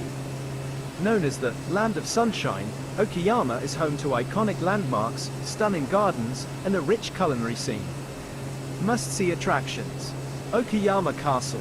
This imposing black castle, nicknamed Crow Castle, is one of Japan's most picturesque and well-preserved feudal fortresses. Its dramatic exterior and intricate interior offer a glimpse into the city's historical past. Karakuen Garden. Ranked among Japan's 3 most beautiful landscape gardens, Karakuen is a serene oasis featuring ponds, tea houses, and manicured pathways. Its harmonious design and peaceful atmosphere make it a perfect place to relax and enjoy nature. Kurashiki Baiken Historical Quarter. This charming canal town is a preserved example of a traditional Japanese merchant district. Its white-walled warehouses, narrow streets, and picturesque canals create a nostalgic atmosphere. Kibutsu Shrine. This ancient Shinto shrine, dating back to the 15th century, is renowned for its long, covered walkway known as Kaiden Yaka. Visitors can stroll through the tranquil grounds and admire the shrine's impressive architecture. Things to do. Bike ride. Explore Okayama's scenic landscapes on a leisurely bike ride. The city offers well-maintained cycling paths that pass through parks, gardens, and historical sites. Taste local cuisine. Indulge in Okayama's delicious cuisine, which includes fresh seafood, seasonal vegetables, and unique regional dishes like barazushi, rose sushi, and kibi dango, rice dumplings. Shopping. Discover a variety of shops selling traditional crafts, Google's funny, isn't it? and souvenirs in Okayama's bustling shopping districts. Why visit Okayama? Authentic Japanese experience. Okayama offers Okay, a we've glimpse heard enough into Google. traditional Japanese culture, with its well-preserved historical sites. That'll be enough for the moment. We've heard all about Okayama now. Oh, we've still got the MU2 behind us.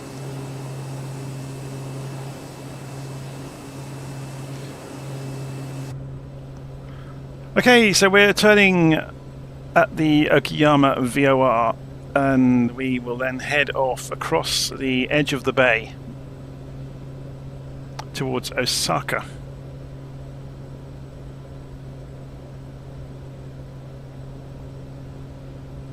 Along the way, we'll pass over the top of Asano. So I'll show you on the map in a moment. So if we pull up the map, we are turning. So let's go and modify this. So if we are going to stop at Tokyo, let's go and pull up the flight planning menu, and we want to get rid of anything past Haneda. Then we need to go and actually pick somewhere to go land. It doesn't make sense to go into a giant airfield. We've only got a little aeroplane. So Atsugi Aero is probably, although we're going to go and look around the city though first, aren't we? Hayakuri Aero, maybe on the other side of the... Are there no small airfields? I guess this one here will do. So we'll set that as our destination after we've had a look around Tokyo.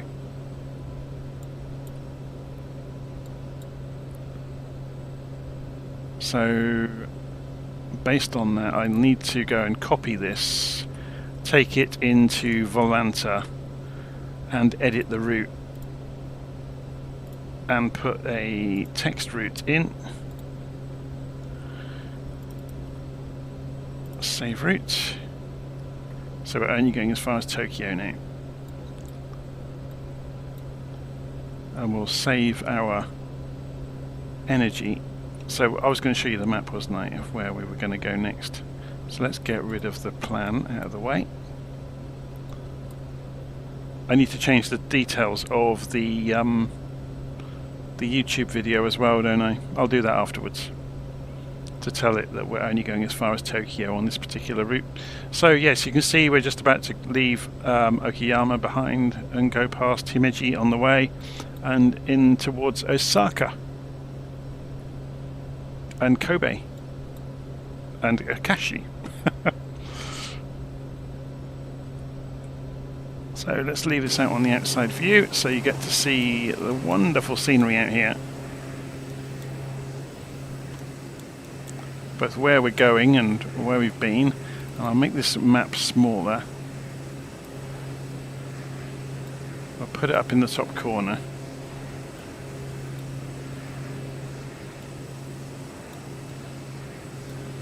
So you can see the current route.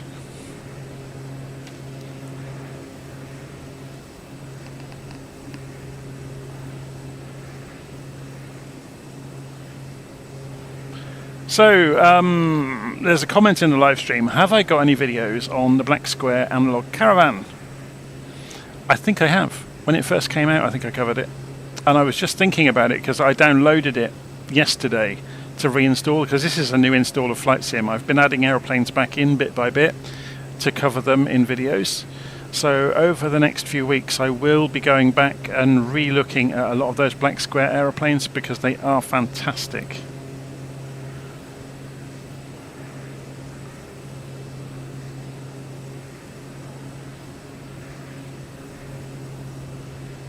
So, is it Rico or Richo? I'm guessing it's Rico. It says, the AI tour guide reminded me of the Ted Lasso episode where Keely pronounced Liverpool. I've never watched Ted Lasso. I think I've missed out. Because obviously Hannah Waddingham is amazing. And she's as good an excuse as any to watch the programme, probably. We once saw her on the stage. We went to see Spamalot in the West End at London, which is obviously a comedy version of Camelot from Monty Python. And she was the Lady of the Lake, and she was absolutely incredible in it.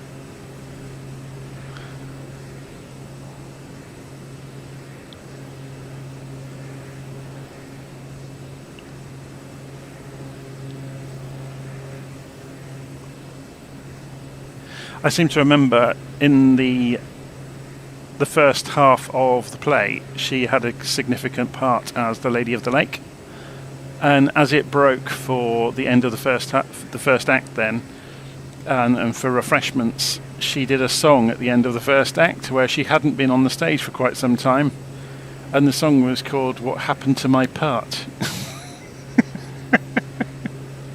It was very, very funny. It's like this bitter song decrying that she was only hired to, to be this minor part in this huge play.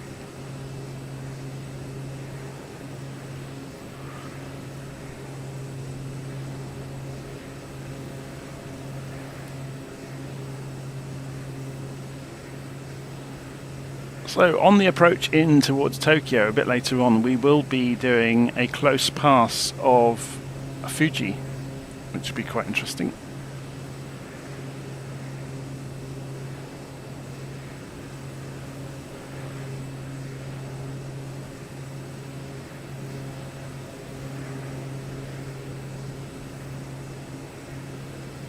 I might add a waypoint into the route to take us very close to Fuji on purpose. So we'll visit Shizuoka. And then I was going to straight line it across to the VOR in Tokyo, the one at Haneda. But I'm just wondering, but there's a couple of waypoints near Fuji that if we triangulate around them, we get to see Fuji from all sorts of different angles, which would be quite nice to do.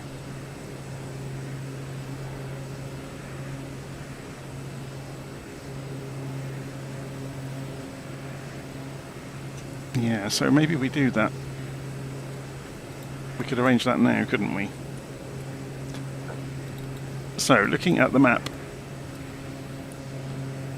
See, we're going to go, obviously we're on our way at the moment over towards Osaka, then over to Nagoya, then down to Hamatsuwa, in between Hamatsu and Shizuoka. But then we can figure out, using the waypoints, to go around the mountain if we do it carefully.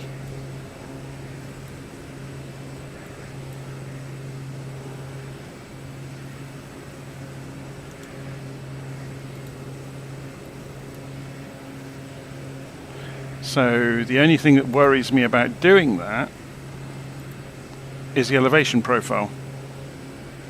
So it's there, look, you can see there's the edge of the mountain. So yeah, we can stay at 6,000 feet maybe. It's a shame there's no other waypoints nearby. Obviously we could hand fly it and then rejoin the route if we so chose to.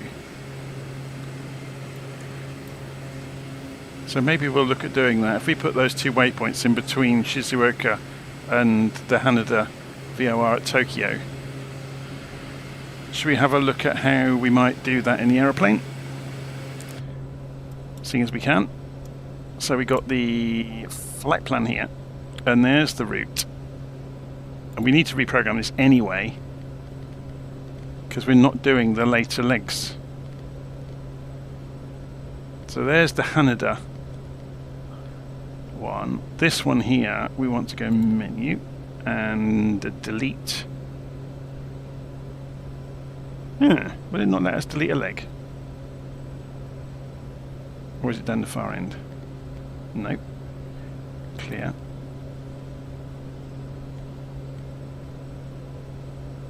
What about if we go into it? Can we then do it? Nope, that won't do that either.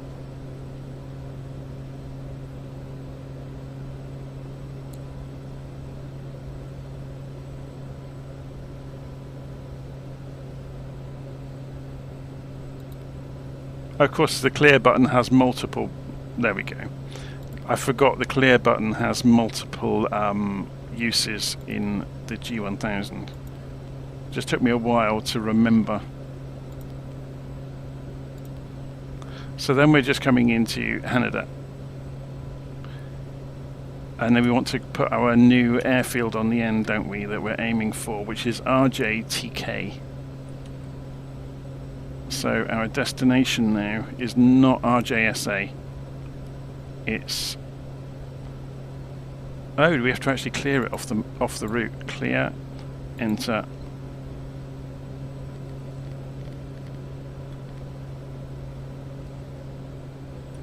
What was it again? RJTK.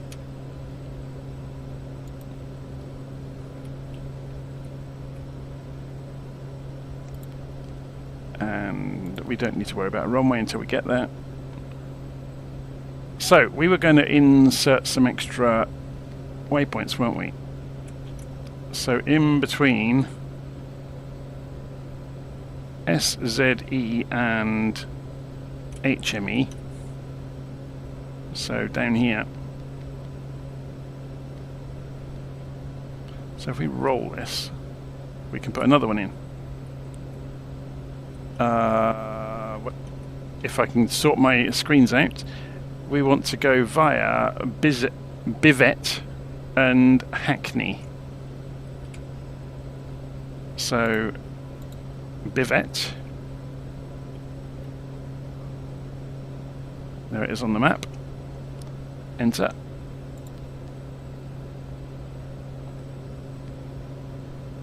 And then Hackney. I'm just going to check how it's spelt.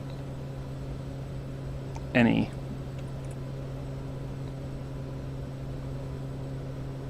And Hackney. Does it know it? Does not exist. Okay. That's a shame.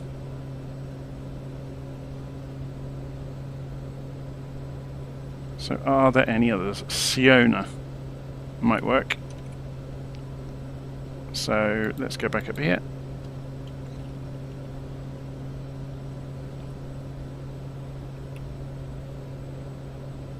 That's working.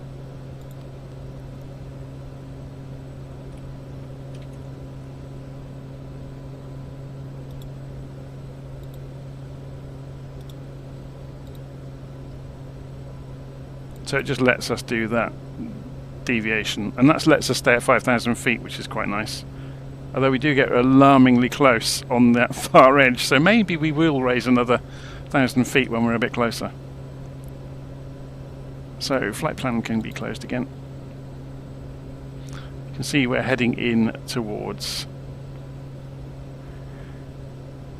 the next waypoint. So let's go and have a look outside. We're missing out on all this amazing scenery, aren't we, on the way? So we'll make this smaller again.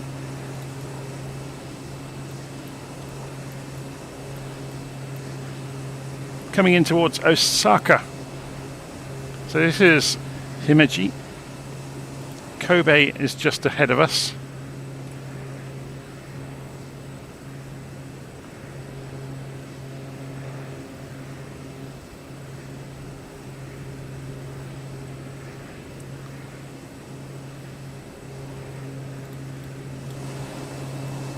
So there's the MU2 that's accompanying us. If I zoom in, we can see him a little bit closer. There he is. The multiplayer's playing funny games with us at the moment, but it's funny when it does that, isn't it?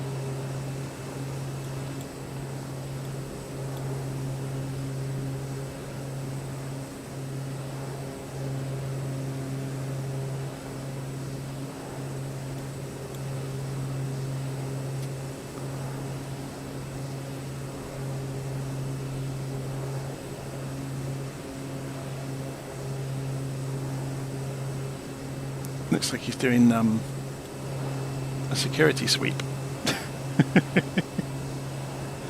And we have a Vision Jet has joined us.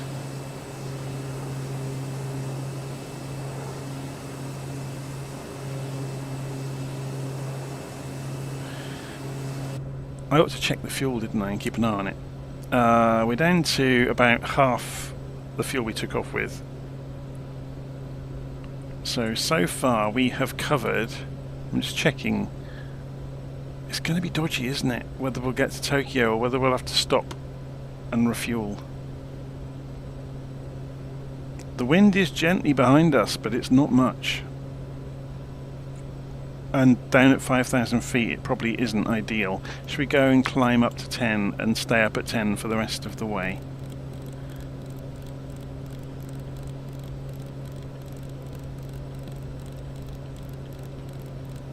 So we'll not only get a bit stronger tailwind, but the air's a bit thinner, so a bit more efficient, and turboprops work better the higher you go. So we'll go flight level change to get there, and we're going to open up to 75% power, and we'll set the target airspeed at 170 knots. So it's going to climb, actually no, let's do it a bit more quickly than that. So if we go and set this back to 160 for the climb.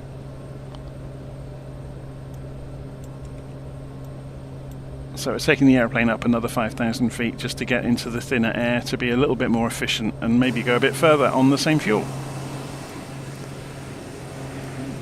It's a balancing act, isn't it, between sightseeing and getting to where you would like to be.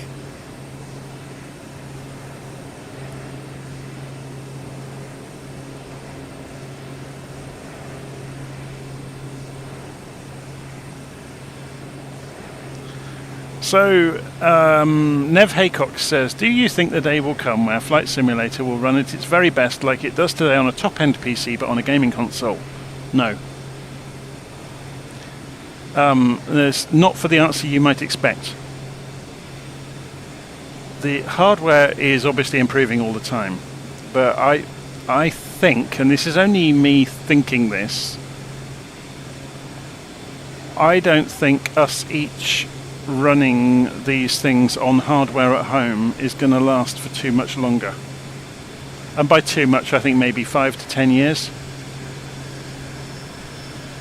We will be running all these things on the cloud before long. The idea of everybody having high-level hardware at home to run these games is insanity. And it's for the same reason that you can fully expect, it might take 20 years, but the autonomous cars, as soon as they become commonplace, the likelihood of people having expensive cars sat on their drive all day or in a company car park will vanish very quickly as well. But in the shorter term, part of the reasoning of what I'm saying is they will never bring the software down to meet the hardware.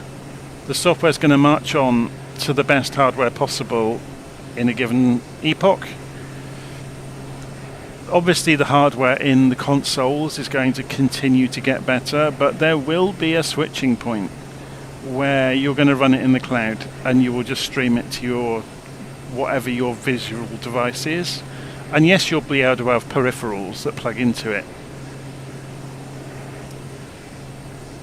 But I confidently, somewhat confidently predict that that's the way it's going to go eventually. Obviously, we saw Google Stadia try it and they failed because there wasn't enough people with enough fast broadband connections to make it work. You can already do it on the PlayStation, can't you? Where you can run it in the cloud and stream it to your TV.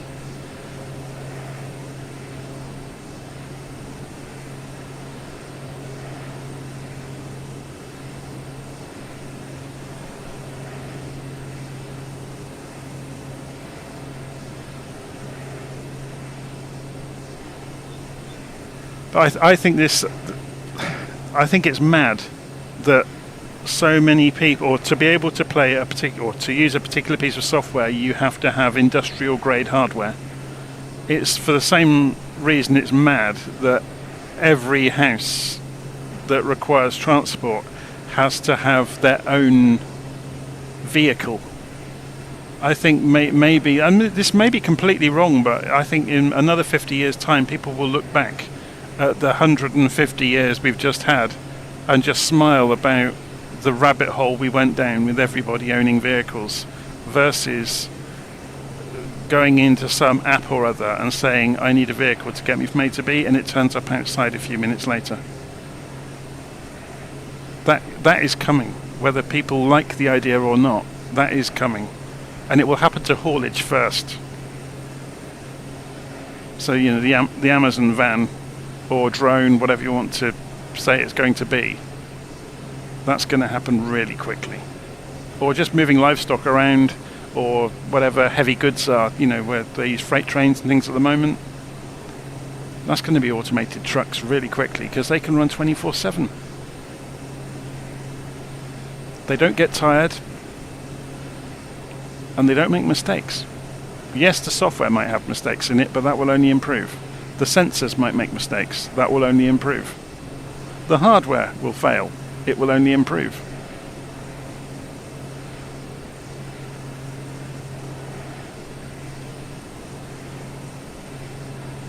I know several people that live in cities that have sold their car and they haven't had a car for years. I know someone who's just come out of a city recently that's had to go and buy a car. But I think as soon as the autonomous vehicles become commonplace and that people accept them, everything will change quite quickly. I mean, it's just mad in a way, isn't it? The idea of a human owning a lump of hardware that is potentially lethal and that person being trusted to never have a medical complication or whatever it is. Because if you think about it, you have a medical complication while driving a car, you are then driving a several-ton missile that can maim and kill lots of people entirely by accident. And that's allowed. That's the scary thing. Also, people do one driving test and then they drive for decades. Commercial pilots are tested repeatedly. They are given medicals repeatedly. Imagine if that world extended to the consumer world, where if you are a parent in a family, you have to be retested and have medicals in order to drive your family around. It is insane, isn't it, the world we've ended up with.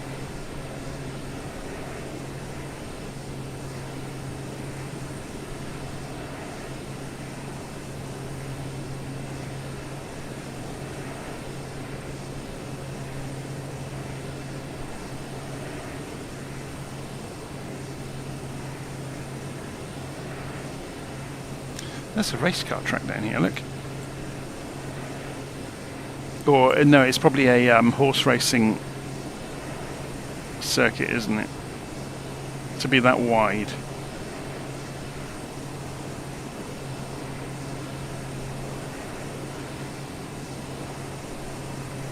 The FSR500 is very, very good. I'm just reading the comments there.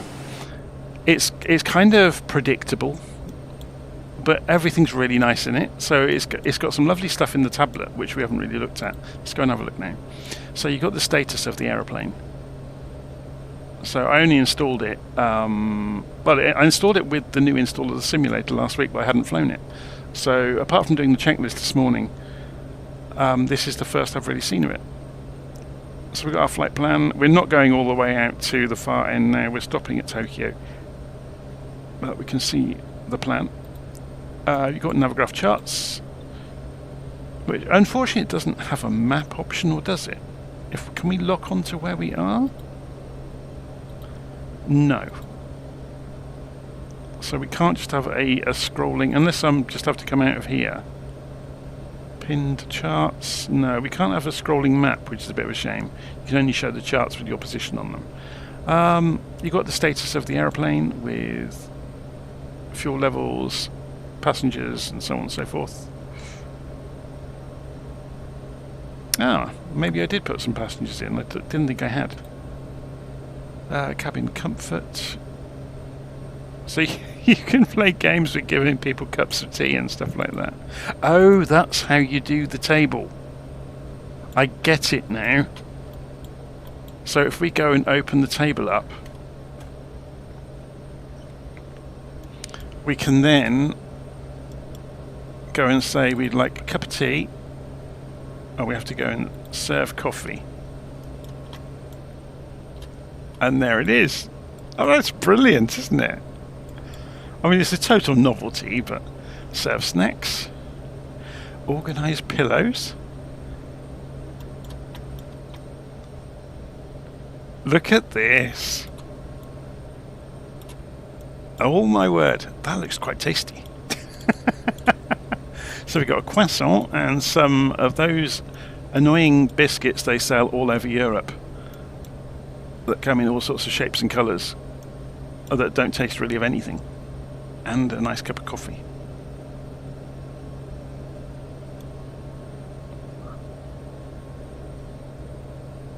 Very cool. I did wonder how you get this to work, and then now we know.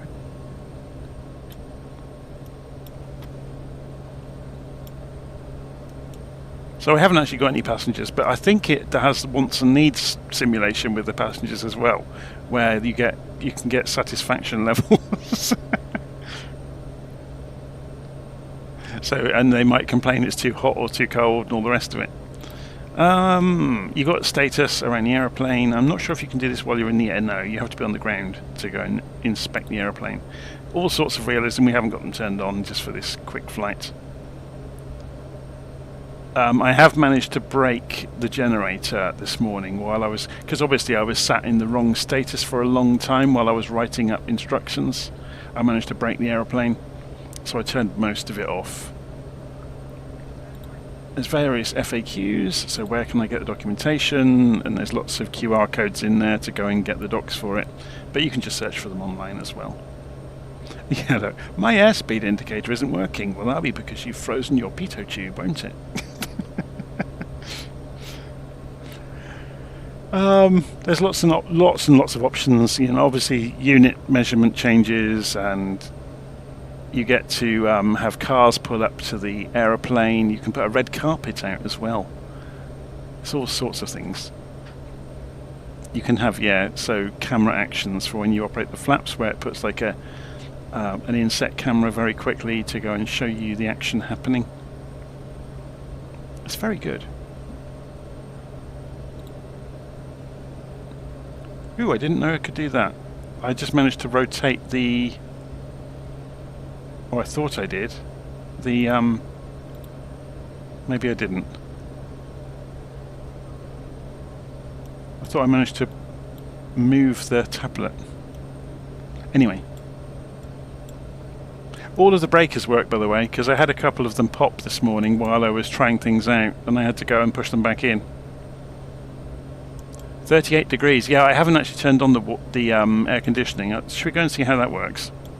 So we've got climate control down here. It's on cool, but it's not actually on. So we'll go and turn that on. And if we go back in here and cabin comfort 38, so it's 38.1 at the moment. AC is now on. Should we put the fan on as well? I'll put it on high. Can we do that? No. Vent fan on. Put it on auto. And it's dropping. Hurrah! It's very good, isn't it?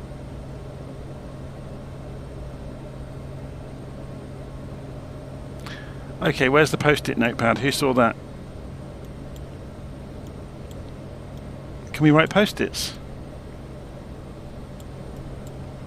I didn't see a post-it notepad. Was it in here?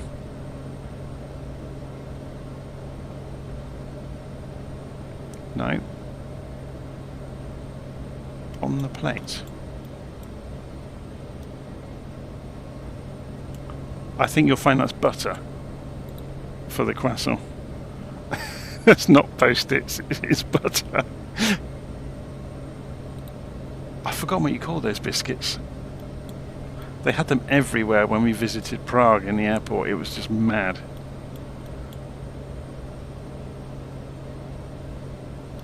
They're a real craze at the moment. I don't know why.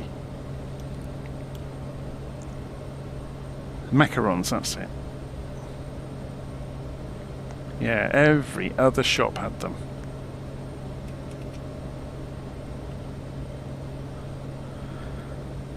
Okay, so we are racing across the map. Let's keep an eye outside for a bit, so you get to see some of the scenery. Where's the sun gone? It's probably way up above us. Yeah, it's way up there now. So 230 knots. Going past Shiga on our way to Nagoya. So just looking at the hills, so there's a line of hills the other side of Shiga, or mountains, and then we cross over into Nagoya, so you can see that line of hills coming up and a line of cloud above it as well. That's going to be fun. So let's put this up here for a bit. I'm going to go and stretch my legs because I've been sat here for a while.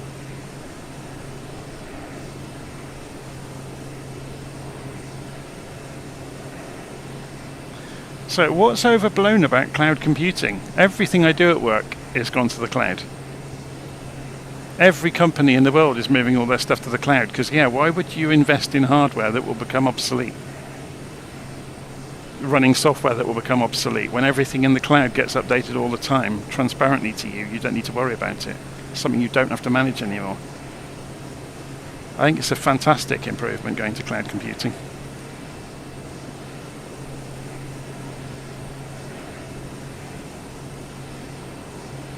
By moving to the cloud, you're doing away with all depreciation of assets and of software. So of hardware and software assets. Yeah, that's no longer a problem.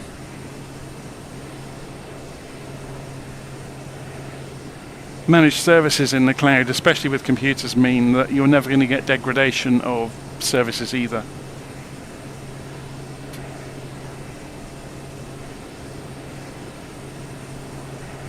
But yeah, so data centers, that's an obvious one to put into the cloud. So you can provide an API through which services can be used, and then the end users don't get to fiddle around with how it's actually delivered.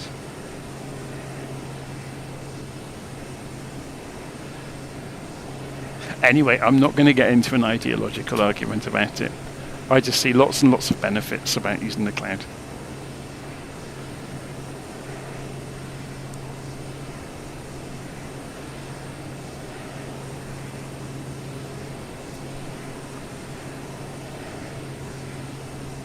Yeah, you obviously know the benefits as well.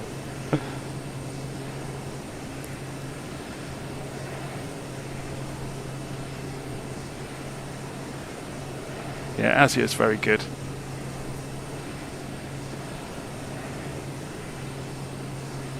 Microsoft are playing the same game with Azure that they did with software development years ago. They've made by far the best online platform with the best tools to manage it and the best metrics and the best telemetry. So it's a no-brainer for anybody technical to use Azure over just about any service, and all of the billing is very transparent as well, in that you know exactly where the money has gone, and you can ring fence areas and all the rest of it. So sorry, I'm starting to talk about work and I shouldn't really.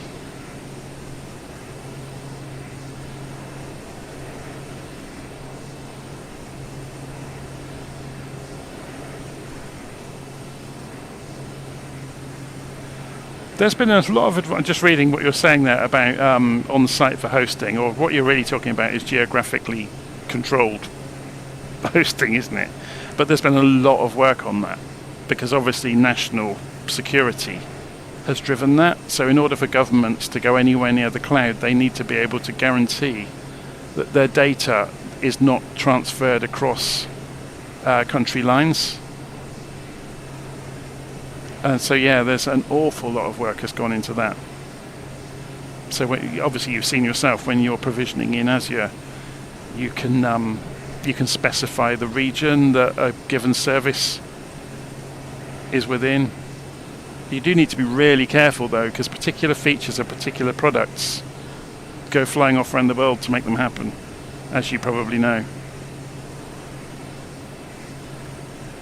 So yeah, you really do need to be careful, but there's huge strides have been made in doing that.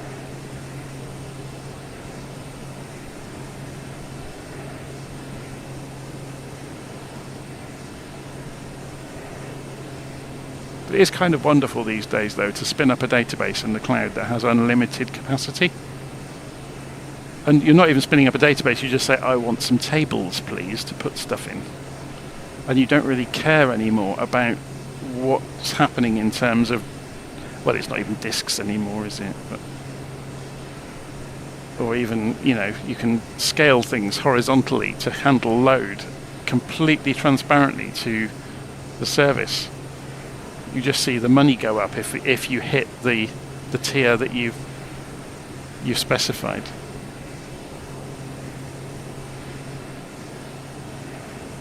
Right, so we're en route to Nagoya. We're just about to cross these hills.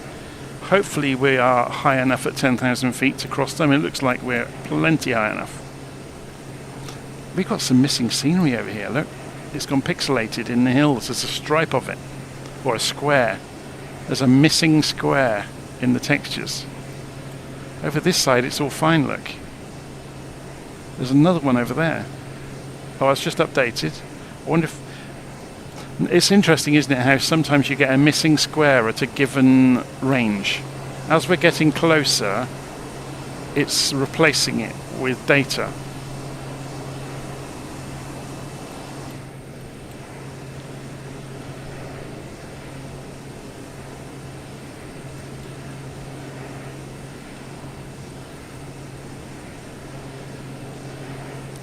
So yeah, Mr. Bullseye writing that comment about using containers, that's what I'm doing at the moment.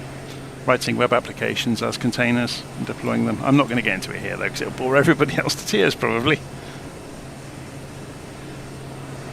But yeah, containers are fantastic. just for any of the laymen out there, when you write a web application, say it got overloaded with loads of people trying to use it all at once, a container allows the web server to say, or the web servers to say, okay, this is getting a lot of load, a lot of people trying to use it. Let's make 3 or 4 more of them and share out the requests coming in across all of them. But it can do it infinitely. So if you had 100 million people suddenly try to use your application, it will scale up. Obviously you have to set limits on doing that, but it does it all without any input from you to make it happen. It just gets busy basically and says, okay, we need more of these. It's a wonderful way of building things for the web.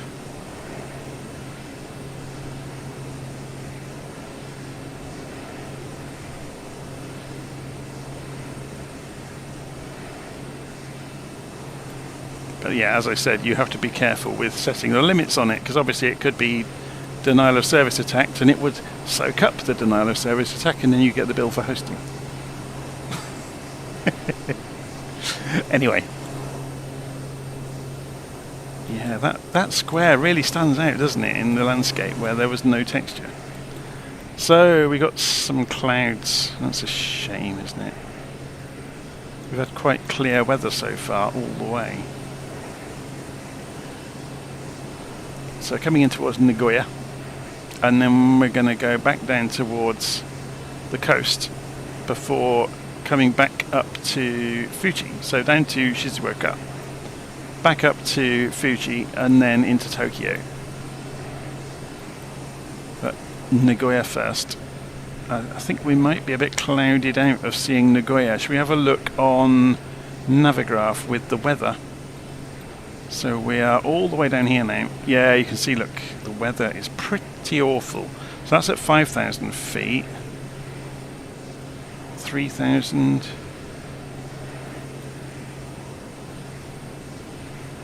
10,000. It's awful all the way.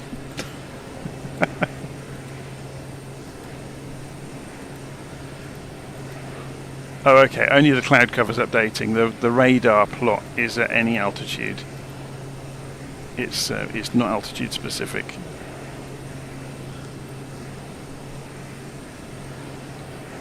So this is the radar plot of the rain. So we've got a downpour happening on the coast just southeast of Nagoya, which is quite fun. And obviously we can see the cloud. We're just coming into it.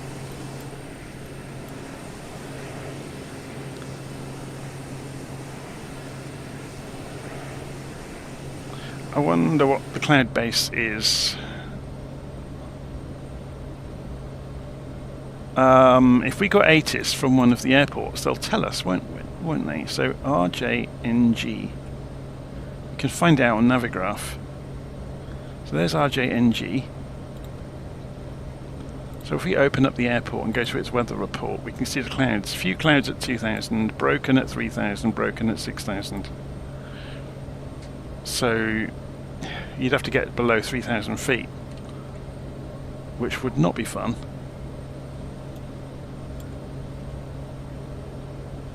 In order to see anything. But if we don't, we're not going to see anything for the next little while. So do we... What's the navigation plot like? The trouble is we're going to hit hills fairly soon. We'd be dropping purely to see Nagoya, and then we'd have to climb out again.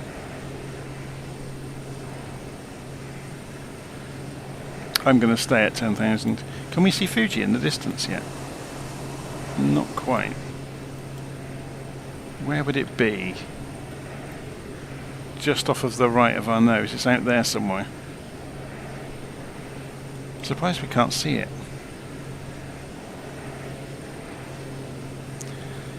So, am I doing the whole of the coast today? No, I'm just going to Tokyo because we've already been in the air for quite a long time. You can see, oh, it's tempting, isn't it, to drop down below the clouds?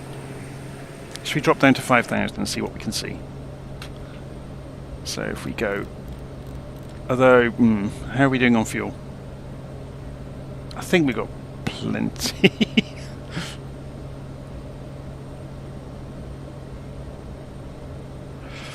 Oh, it's tempting, isn't it? Let's go and do flight level change. Check gear. I pulled the throttle too much. So I'm just putting the target altitude back to 5,000 feet. I've pulled the power back so it's maintaining 180 knots and it's coming down at 1,700 feet a minute. So we're going to hopefully dip down below the cloud. We might have to come down to 3,000.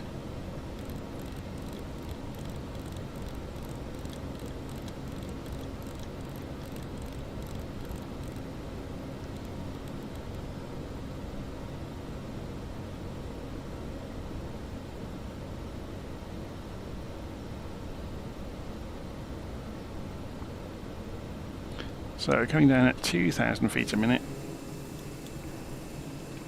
Hopefully come down through this hole, which will be quite useful. Then we get to see Nagoya. Otherwise we completely just get cloud cover, which would be a shame.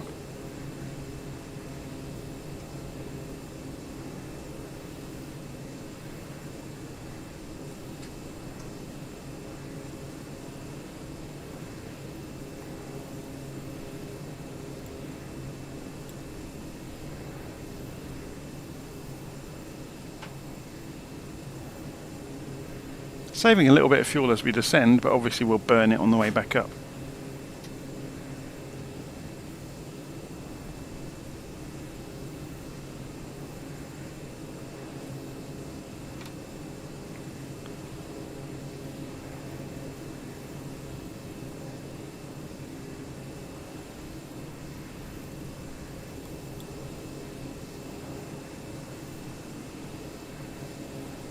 That's a lot of buildings, isn't it?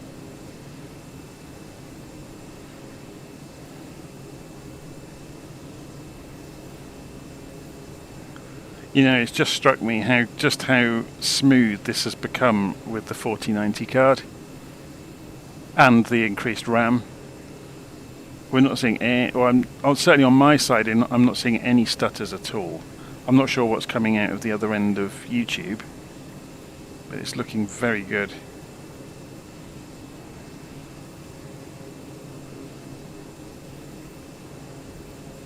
So hopefully we'll dip through this cloud.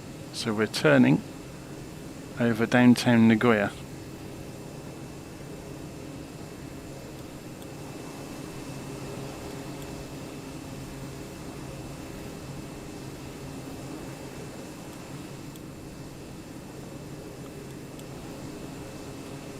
And we're going to be in torrential rain in a minute by the look of it. We're down to 4,500 feet. We're still descending 1,700 feet a minute. Do we get a radar altitude in this? I don't know if we do. We're just coming out of the bottom of the cloud, hopefully, sometime soon. And we get to see the city, which will be lovely. So we just turned. Nagoya's down to off of our right wing, or the city is anyway. This low cloud is horrendous, isn't it?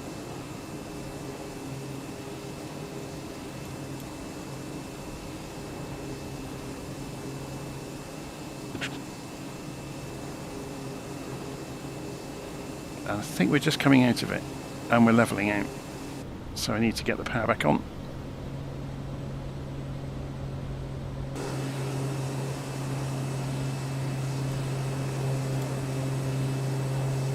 So there's the centre of the city, the the commercial district. We are overflying. Look at the quality and level of this scenery. It's mad, isn't it?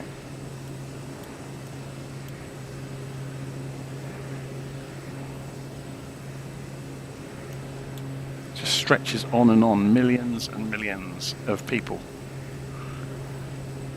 And I guess if we look down, we'll see cars on the road. So we low enough to see it? Maybe not. We'd have to drop another 1,000 feet probably to get Flight Sim to start drawing cars in.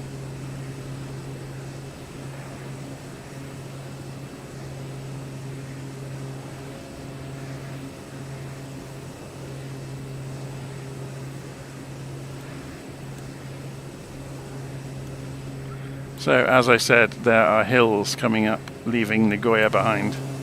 So we just dipped below the cloud, otherwise you wouldn't have got to see Nagoya at all. So we're going to begin the climb back out. So, altitude, set the target, let's start it climbing. It will put the marker on the speed we're currently doing, so we'll take it out then to 75% power and go and put the altitude back to 10,000 feet for the run in towards Tokyo.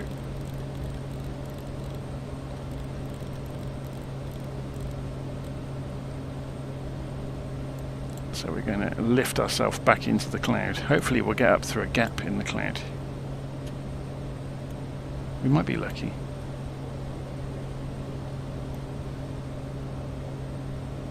So climbing 800 feet a minute.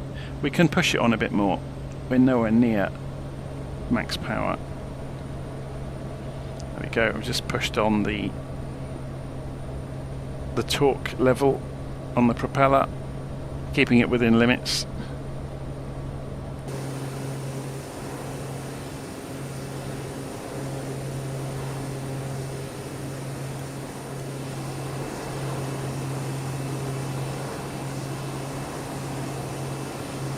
I really like that they haven't done an animation on the spinner. I think it looks so much more realistic.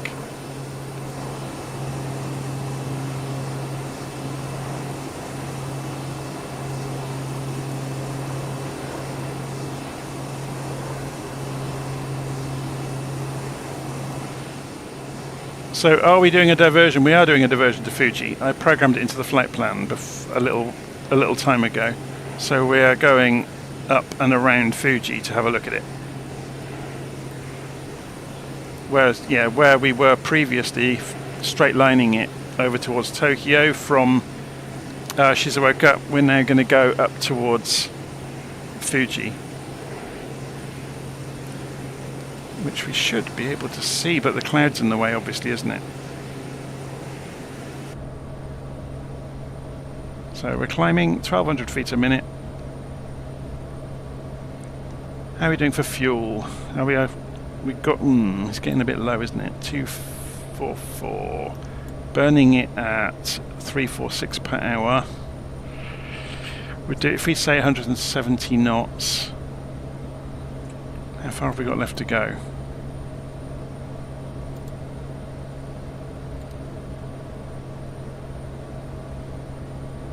About, if you say 160-ish, 170-ish.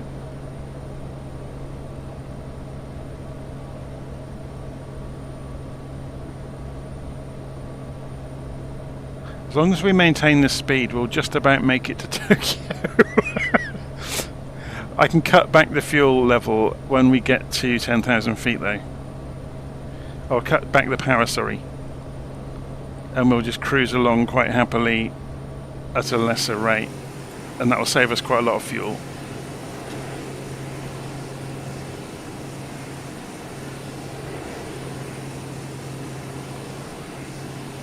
So hopefully when we get above the cloud level, if we do, we'll see Fuji poking out of the top of the clouds. Actually, that's a good point. What is the height of the peak? So about 3,700 meters. So it's not really going to poke out of 10,000 foot clouds then, is it? Not by much.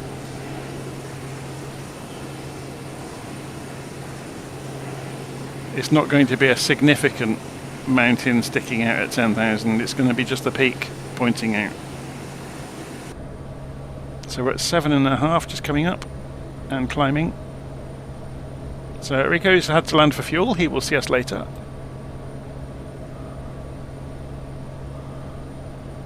It's the one nice thing about this. It will, if you fly it, obviously we're not flying it in an efficient manner, but if you did, and I went up to 25,000 feet and just cruised along, I could apparently get it to last 1,000 miles.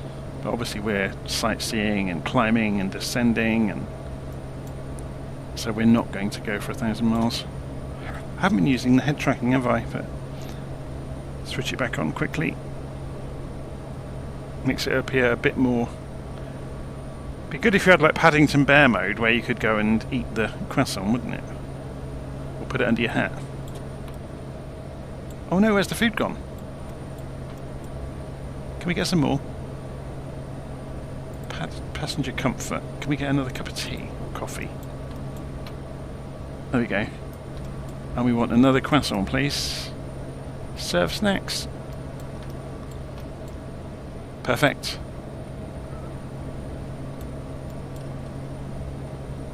Oh, they've put macarons. Can we not change those for chocolate hobnobs?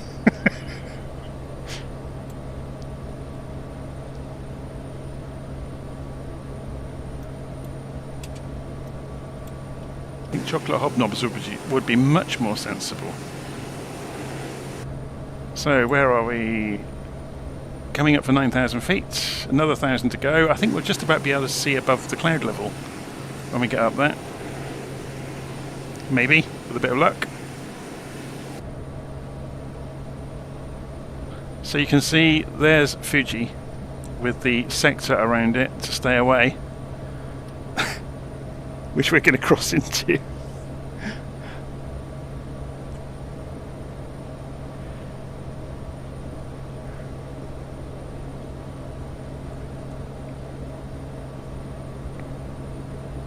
So in a little while our little aeroplane will go along here, turn round and go towards Fuji.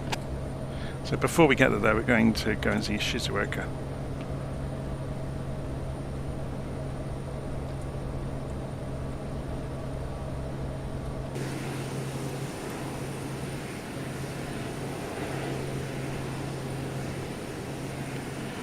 How are we doing for speed and power? So it's just coming up. It's about 300 feet away from now, from 10,000. Here it comes. So obviously as soon as it goes to altitude hold mode, it will drop the flight level change mode and the aircraft will begin accelerating, in which case we will then need to pull the throttle back to manage that, and we'll save some fuel. There we go, altitude as captured. It's just winding out the climb rate and we're starting to accelerate, so we can pull the throttle back to 50% and we're just going to tootle along for a while and save some fuel. So our fuel flow rate has dropped right down, look, to 227, 226, which means we'll now easily make it. Just while we were climbing we won't.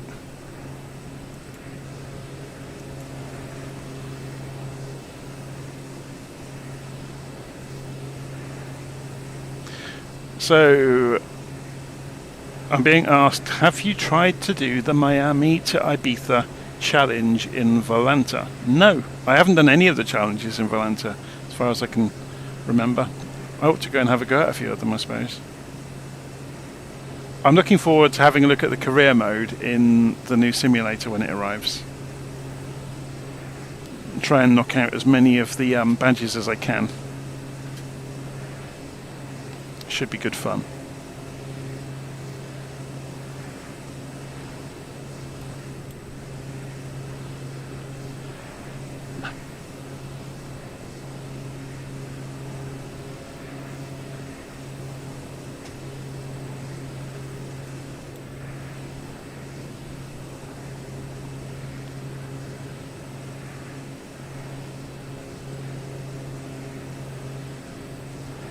Okay. So Shizuoka 110.65. Should we have a play with the radios? See what we can do. 11065 on nav 1.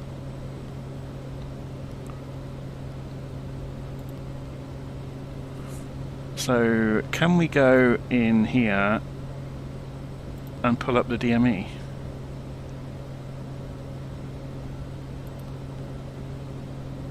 So map options, layout.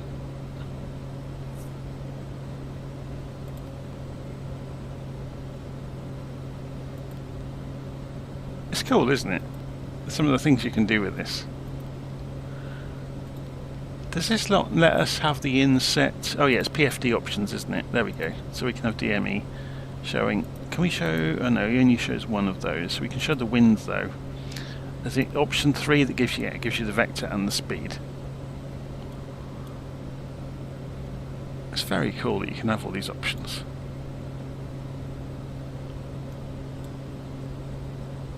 So 27 miles to run. Obviously we can get this on the GPS as well. The ETE will show us 8 minutes into the next waypoint. You can change this data, by the way.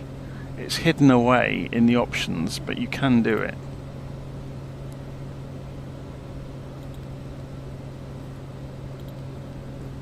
So if you go into map settings, and then there is a way of changing the labels as well, and I can't remember at the moment how you do it, but it is possible.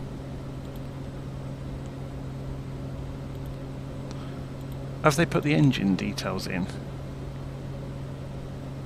No. What about charts? Okay, so that's just a Navigraph connection, which we've already got elsewhere. Because we can get to charts in here.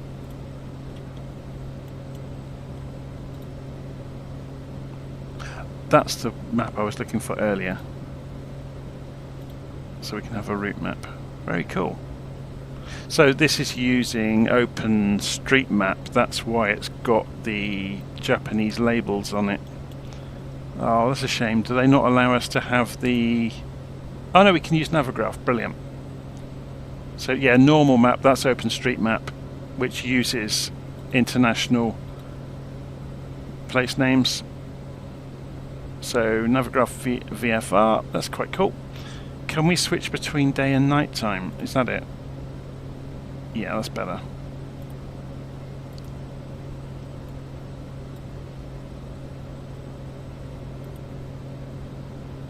It doesn't render it for higher zoom levels though, which is a bit of a shame.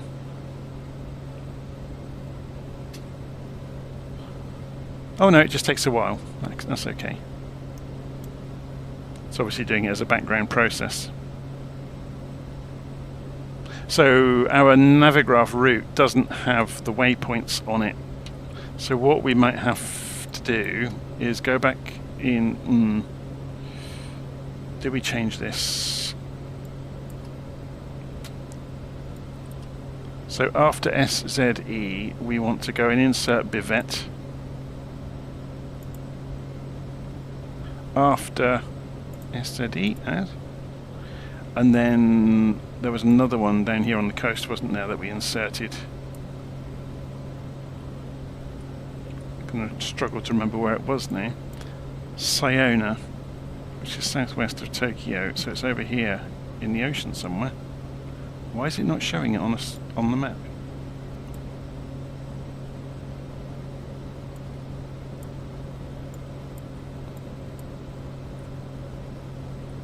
It should be here.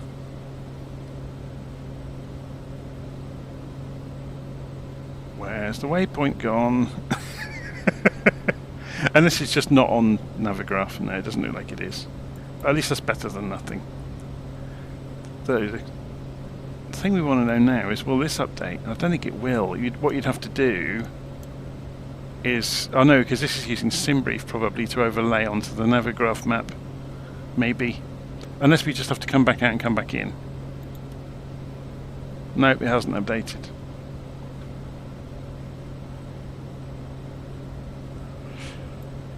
That's a bit of a shame.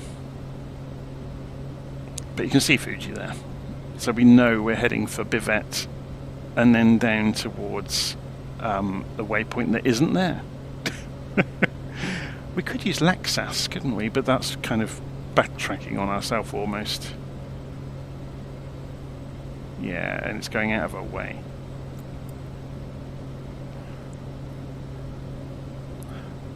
Okay, let's have a look at where we are outside. So the clouds are getting pretty spectacular. Can we see the peak of Fuji? I think we may be clouded out of seeing Fuji unless I remove the weather. Shall we do it? Just for the moment. There it is. So we'll leave it for the moment. We'll put it back on.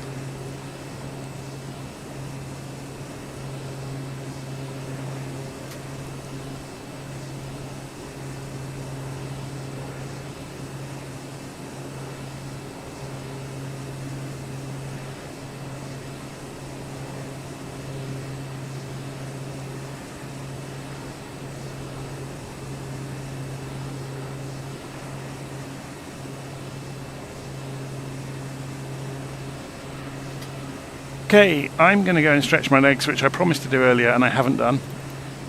So I'm going to leave this map up here for a few minutes and I'll come back when we're a little bit closer to Fuji and hopefully we should be in a good place. So I'll just go and turn the microphone off while I go and step away. I'll see you in a few minutes.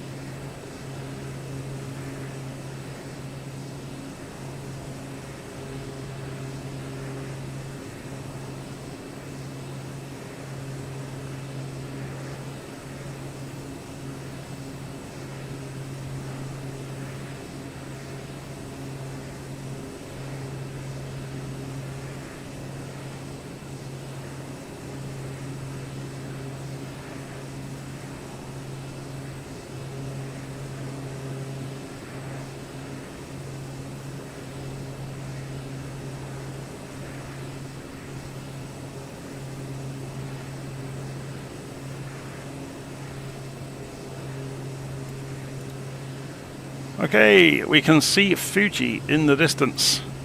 It's getting closer.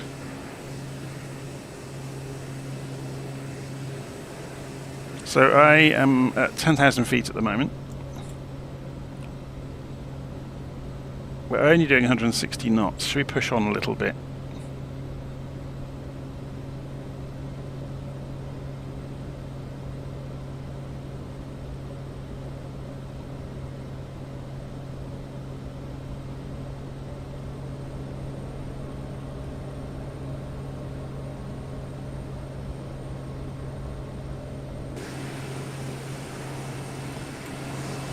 So the area we're just passing by is,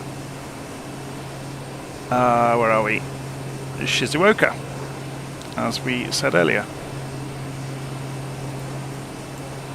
Should we get the wonderful, magical Mr. Google to tell us all about Shizuoka?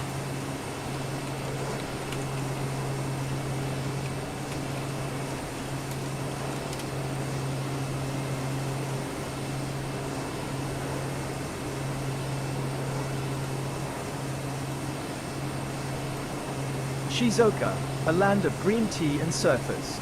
Shizuoka, a prefecture located on Japan's Pacific coast, is a hidden gem known for its stunning natural beauty, rich cultural heritage, and delicious local cuisine.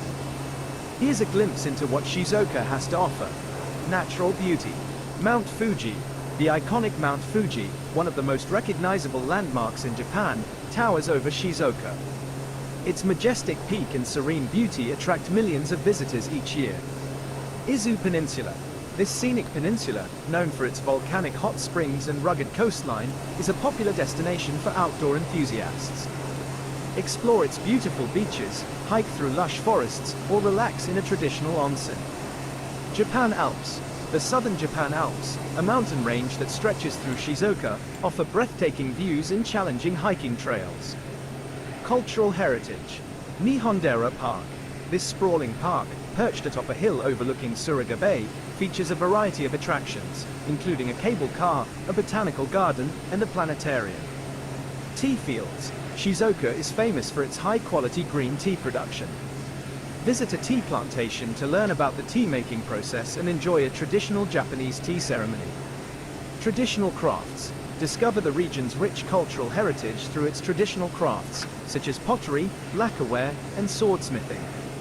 Local cuisine. Sashimi. Shizuoka's coastal location provides fresh seafood, especially sashimi, which is a popular dish in the region. Izu beef. This high-quality beef, raised in the Izu Peninsula, is renowned for its tenderness and rich flavor. Wasabi. Shizuoka is one of the main producers of wasabi, a pungent root used as a condiment in Japanese cuisine. Why visit Shizuoka? Stunning natural beauty. Shizuoka offers a diverse Okay, we've range heard of enough. landscapes, Let's stop. from majestic mountains Mr. Google. Okay, so we may have to either climb. I think we're going to have to climb, aren't we? So let's go for flight level change, and we'll set the speed back to 160 for the climb. And we'll take it out to 14,000 feet. Whoa, of course we're getting a cabin altitude warning now, which is what happens if you go above 10,000 feet. So we're going to have to go and look at the oxygen system, which I have no idea where the switches are for it. Is it behind here? No, that's the bleed air. Is it above us? Prop, landing lights. Where is the environmental control system switches?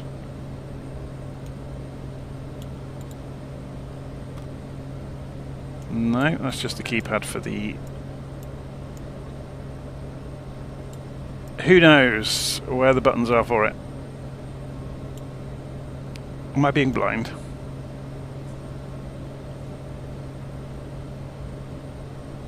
Or is it done through the G1000 somewhere? I'm being blind at the moment, aren't I?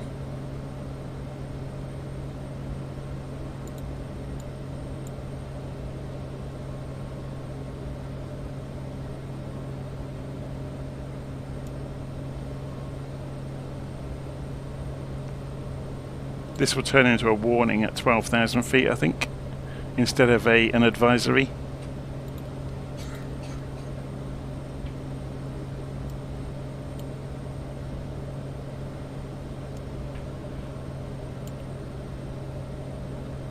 I wonder if it's in the tablet somewhere.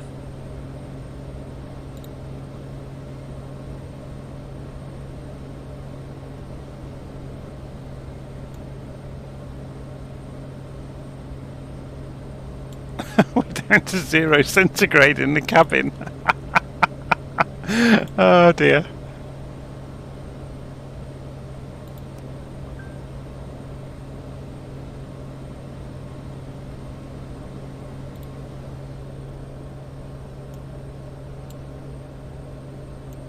I guess we ought to warm it back up.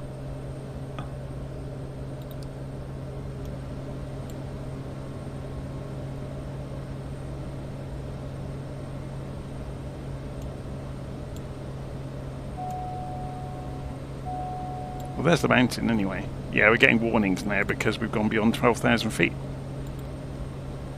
So obviously the oxygen system is something to look for another day. We're going to pretend that the pilot has a cannula, because I don't know how to control the oxygen system off the top of my head. But we were very predictably going to get that warning.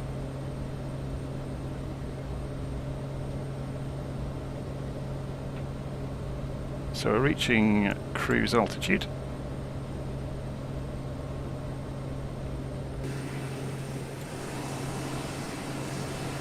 And there's Mount Fuji. We'll dip down below 10,000 feet in a few minutes. We're only staying up here for a little while.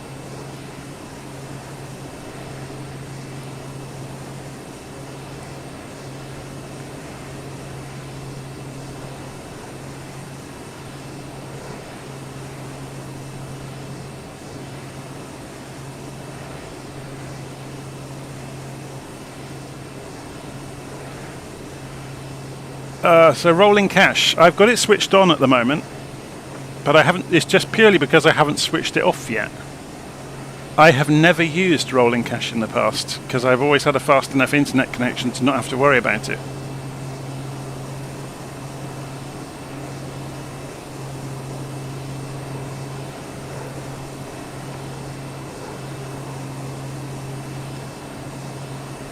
And that probably won't change with 24.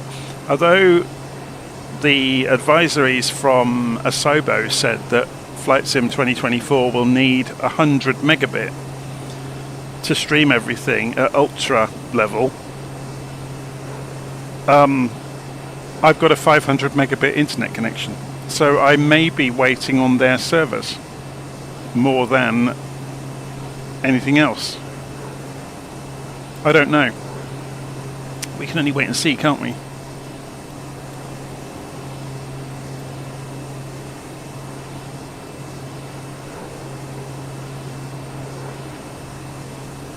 So it's passing around the backside of Fuji.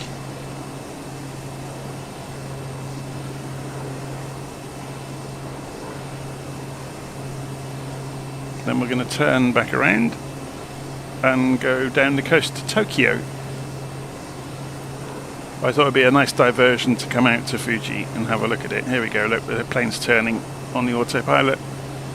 So it's just approaching the Bivet waypoint. And now it's turning back towards the coast.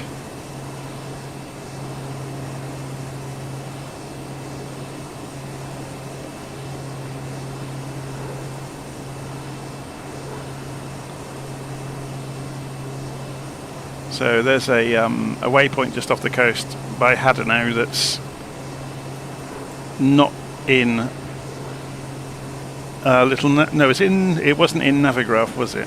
But it was in LittleNavMap, and it's in the simulator. Navigraph doesn't always have all the waypoints.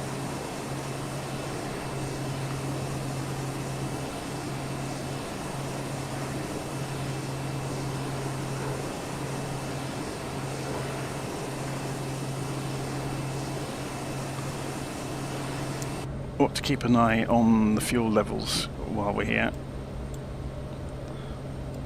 So we're starting to cut it a little bit fine. So we're down to 360. Yeah, we've got an hour's worth of fuel, which is enough to get down to Tokyo. I'm going to start descending us back down to 10,000 feet. It doesn't like us being above 10,000 without having the oxygen system pressurizing the cabin, and I haven't read up on how to do that yet in this aeroplane.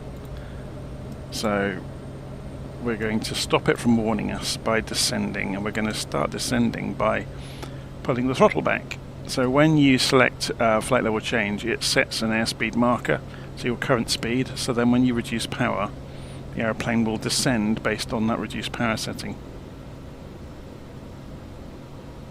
Yeah, so you can see here I've pulled the torque right the way back,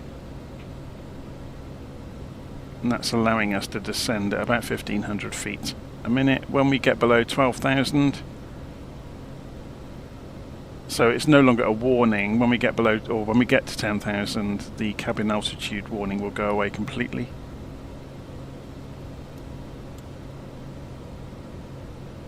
It's still saying -1 in the cockpit. Why is that happening? Air conditioning on. Should be on manual. Let's see what happens. Should be warming up. Can we put the bleed air on? We'll just take engine air to warm up the cockpit.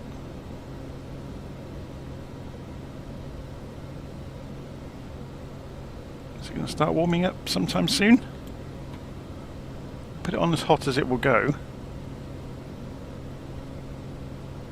Vent fan on. See what happens. No, we're just going to be a bit parky in the cockpit for a while.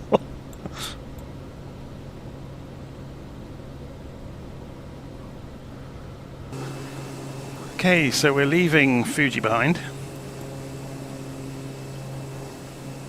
Descending back away as we leave its slopes.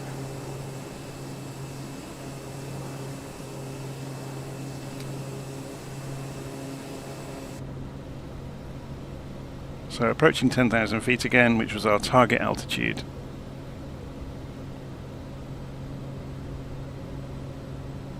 And take the throttle back to 50% to hold airspeed at the moment.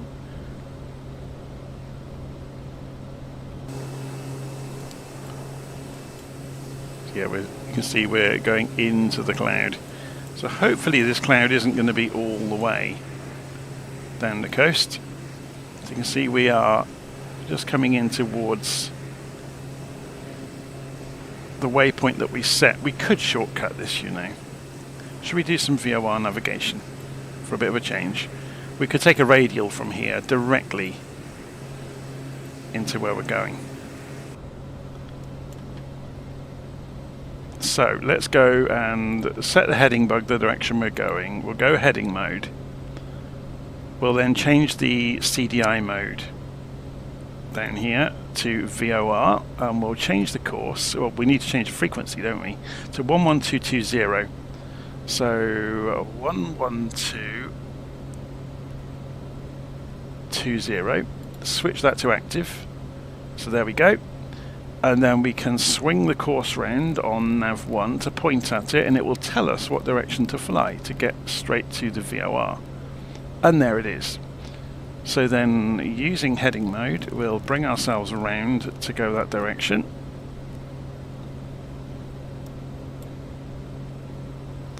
And then we'll switch over to nav mode, which will capture the beam, hopefully. If we're still fairly near it, we can obviously tune it as we get there. There we go, so we're fairly close anyway.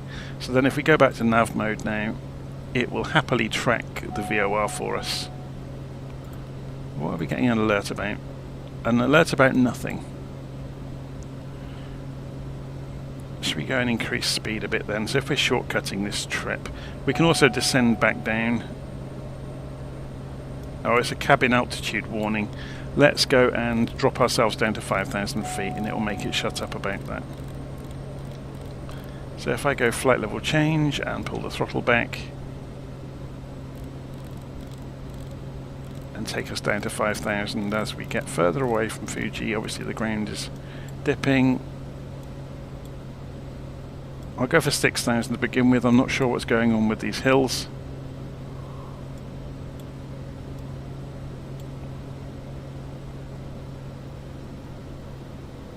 We'll increase the descent speed to 180 knots.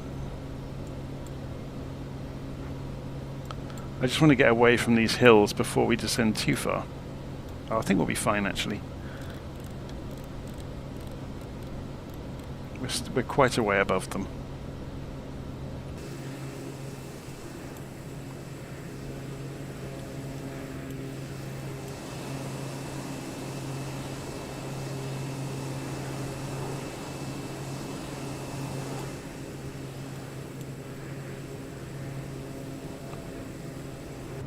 So unfortunately the cloud is looking pretty horrendous on the run into Tokyo. So on the VOR, the distance measuring equipment is saying 31 miles into it. So you can see what we're doing here. If we just pull open the map, we're straight lining it from where we set our radio.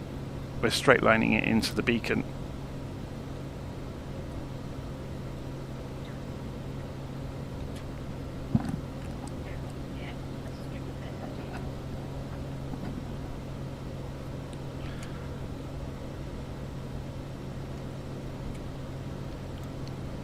Okay, let's see what's going to happen. Is the weather going to break in front of us or not? Or are we going to be... We could go skimming across the... We could go underneath the cloud, I guess. There's nothing to hold us at 5,000, is there? Is it fairly flat on the way in? Let's go and double check the elevation plots from LittleNavMap, which is a very quick way of knowing. It's as flat as a pancake on the way in, so we can come down to 2,000 feet. Which we're going to do. So we'll continue our descent.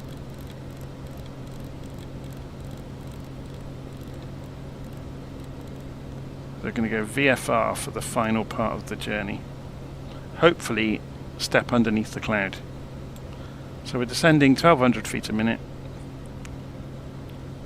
Given the weather's so horrible, should we go and put our landing lights on now so people can see us coming?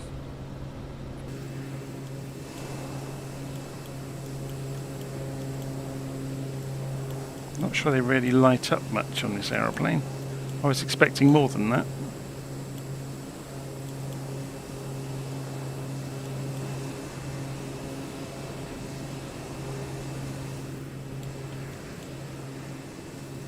So let's see if we can descend through this hole in the cloud and get below the cloud layer.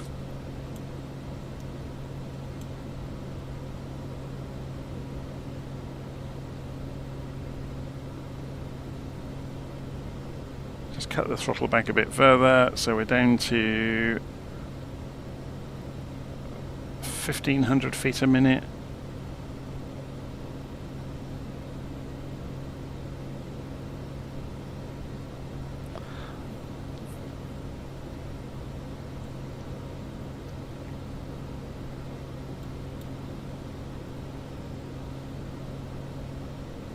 So yeah, where we go from here is really up to us, but I thought we might go and have a little look around. We could finish at Shimafusa Aero over there. Looks like a good finishing place actually. But we're going to have a circle around the city with the fuel we have left. So how much have we got left? 330 pounds, and we're using 230 an hour. So we've got an hour's worth of fuel from now. At the rate we're burning it, though the throttle's right back at the moment, so we haven't got that long. Descending down towards 2,000 feet, it's getting a bit bumpy outside, isn't it? You can see the aeroplane moving around.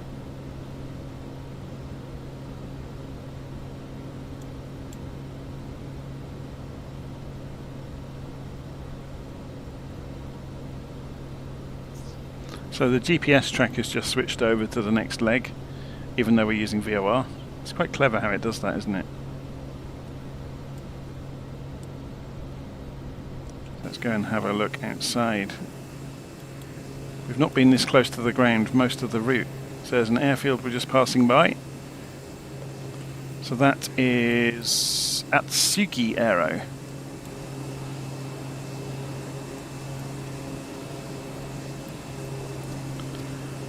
It's a shame, isn't it, that we're going to be blanketed in cloud most of the way. So coming down to 3,000 feet, still dropping, 1,200 feet a minute. Hopefully we'll get below the cloud level.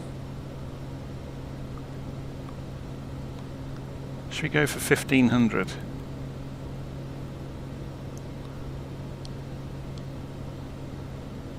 Which should be comfortably below the cloud base, but you never know. So over to our right hand side, on the way in, we've got Yokohama showing up.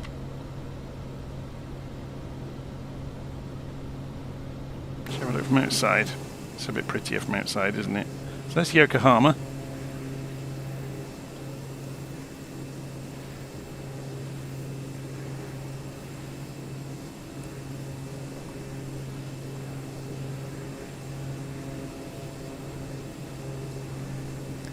And we should be getting low enough to see traffic on the roads. On the roads are modelled, yeah, we can see it looking places now.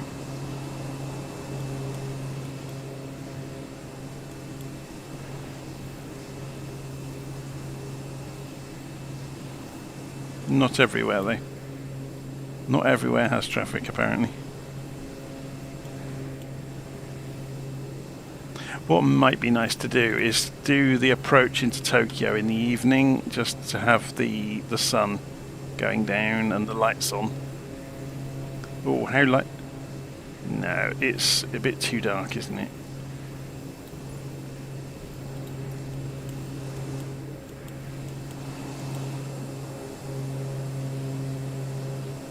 What about the early morning? Then we get the sun in front of us as we approach.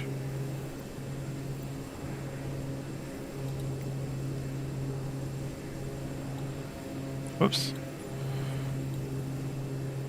Okay, I think I've broken Flight Sim now. I'm good at this, aren't I, at breaking things? Let's try that again. Yeah, it's working now.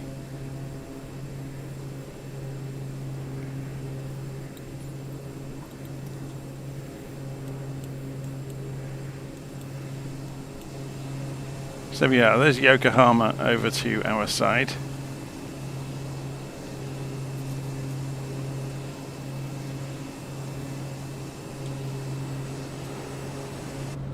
Now we're down to the altitude we wanted to be at. I've just opened the throttle up to 50% and we'll just tootle around the city on heading mode. So let's figure out where we are. So we want to be flying ideally straight into the centre, which will be 47 degrees.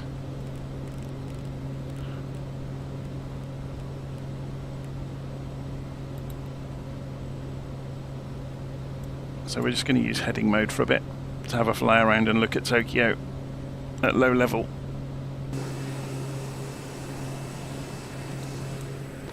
So I'm guessing this is Kawasaki here? Yes. So this whole area is Kawasaki.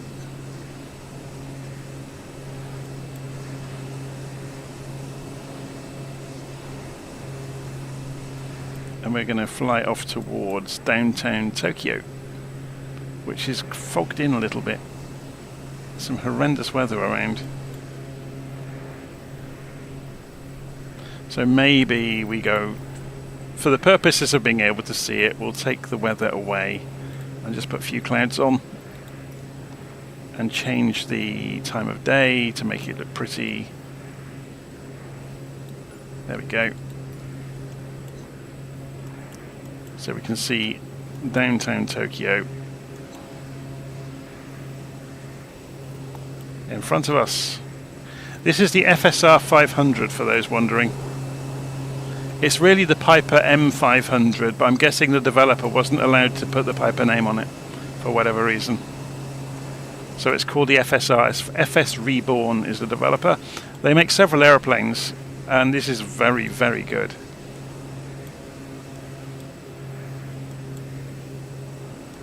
So we can see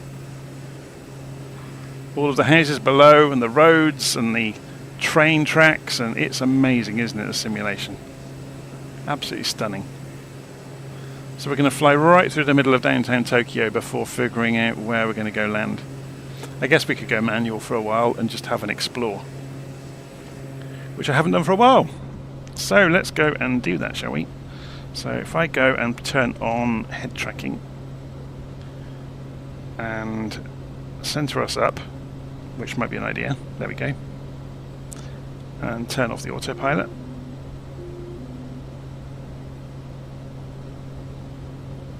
And we'll have a little look around Tokyo.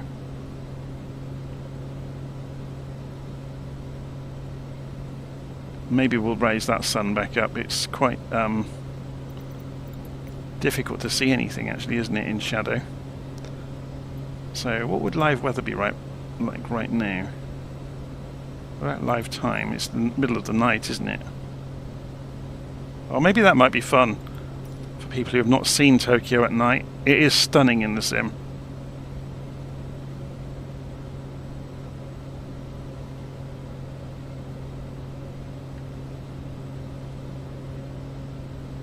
There's a rail yard down there.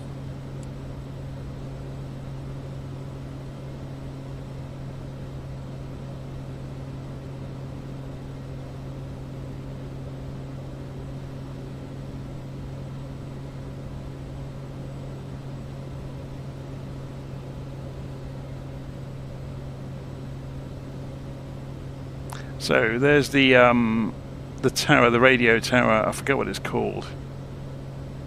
If you see it in daytime, it's white. Should I just change the time quickly so you can see it?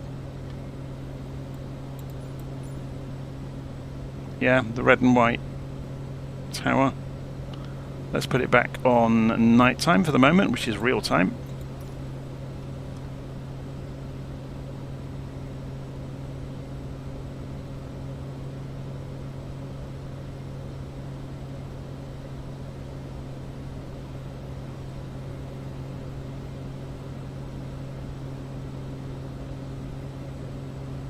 Do this from outside.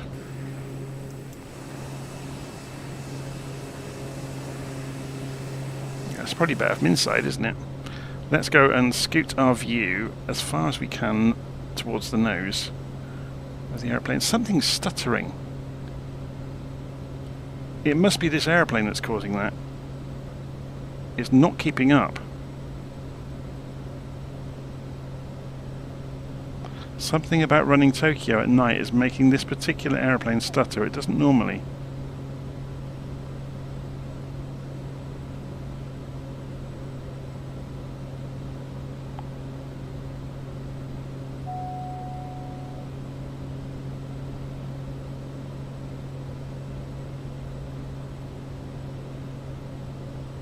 Yeah, it's really struggling. Could be other people's airplanes. Are there many around? Not really. It could be if there's a group flight in the neighbourhood, that would cause the sim to start stuttering to load the models.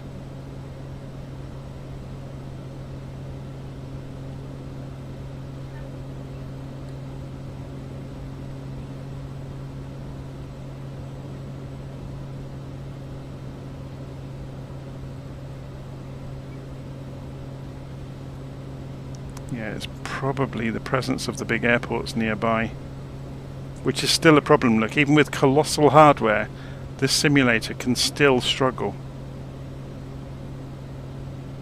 Let's take the weather away.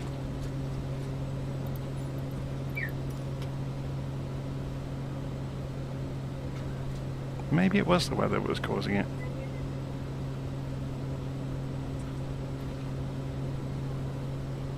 I think it might have been. There was something going on with the weather, wasn't there? Now we've removed it, it's smooth.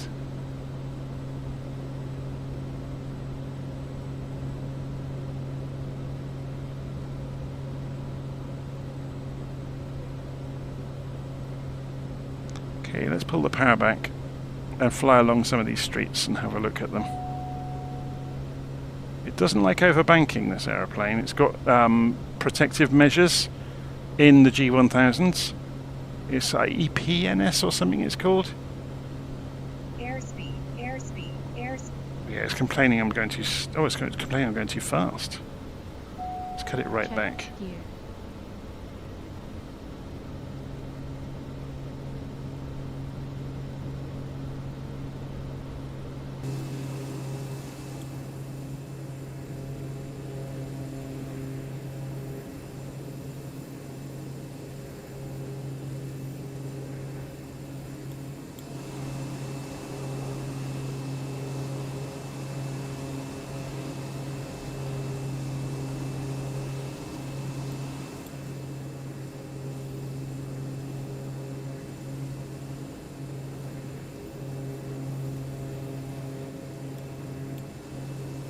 Should we make it into daytime so we can see what it looks like in the daylight?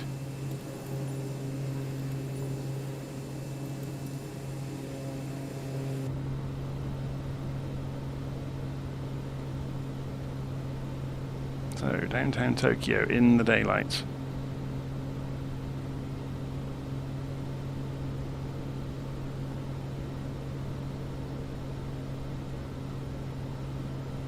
Yeah, look at it stuttering, it's struggling. I don't know why, it shouldn't be. It's probably loading assets in at the international airport, and look at it, it's killing it. So what I'm going to do, we can kill it, or we can fix it very quickly. All we have to do is go to General Options, go to Traffic. This has always been a problem with the way that Flight Sim 2020 is written.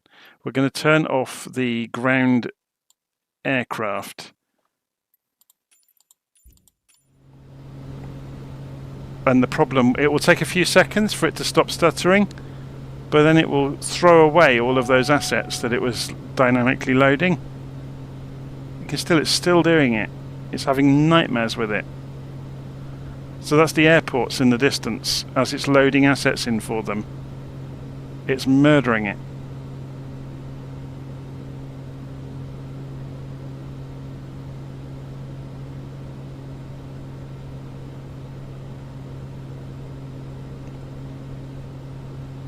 And I think it's just stopped doing it.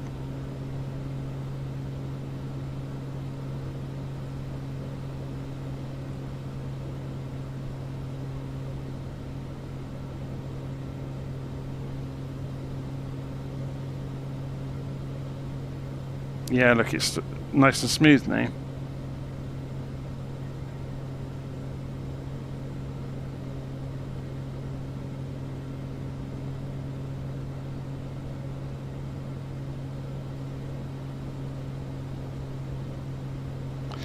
We need to keep an eye on fuel. We're down to 273. We got about an hour's worth of fuel left at this power rating, so we're doing 130 knots. We're tootling along. Should we go and find somewhere to land then? Seeing as we're stopping as far as Tokyo today.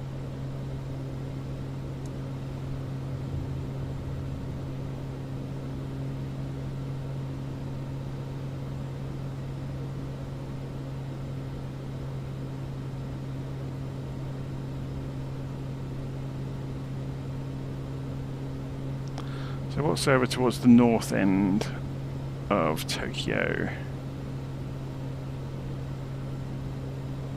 If we carry on out to Shimafusa Aero, that seems like a good plan, doesn't it? So about 70 degrees by the look of it, or 60 degrees.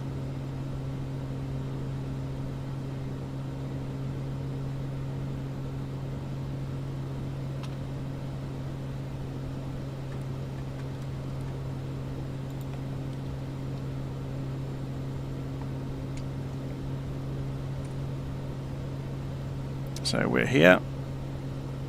We're going to go and fly into this airport. So if we just maintain this direction, we can turn in at the last moment. So let's go and tune in the ILS 109.10. So 109.10, and switch that to active. And let's put the weather back on live and the time on live. So this is live right now in Tokyo.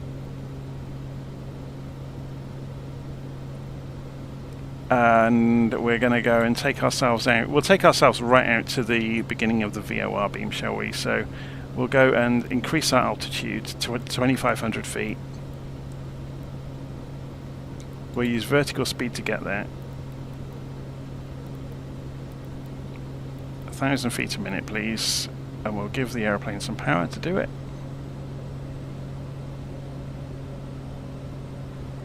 And we'll turn our heading a few degrees to the left so we can go and join right at the other end of the ILS. Give ourselves plenty of time.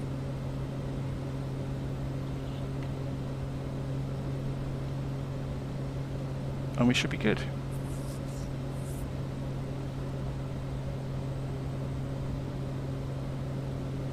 So climbing back out to 2,500 feet, just for the ILS basically. 2,500 on a 3 degrees ILS at 8 miles should be about right.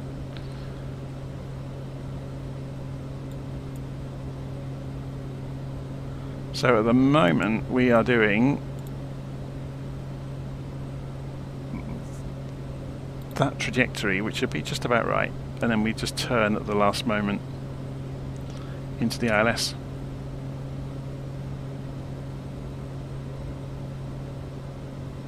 So we're at 2,500 feet. You can see the aeroplane's now increasing in speed, so I'm going to cut the throttle back. Just hold speed that we're doing, we're fine. And we should be able to, if we look out over here, see the runway somewhere. You might see leading lights. Oh, it's off of our right wing right now.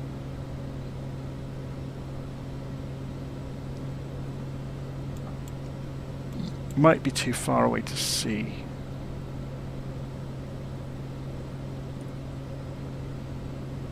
Oh, I tell a lie, it's there. I'll get the angles right. There it is. No, it isn't.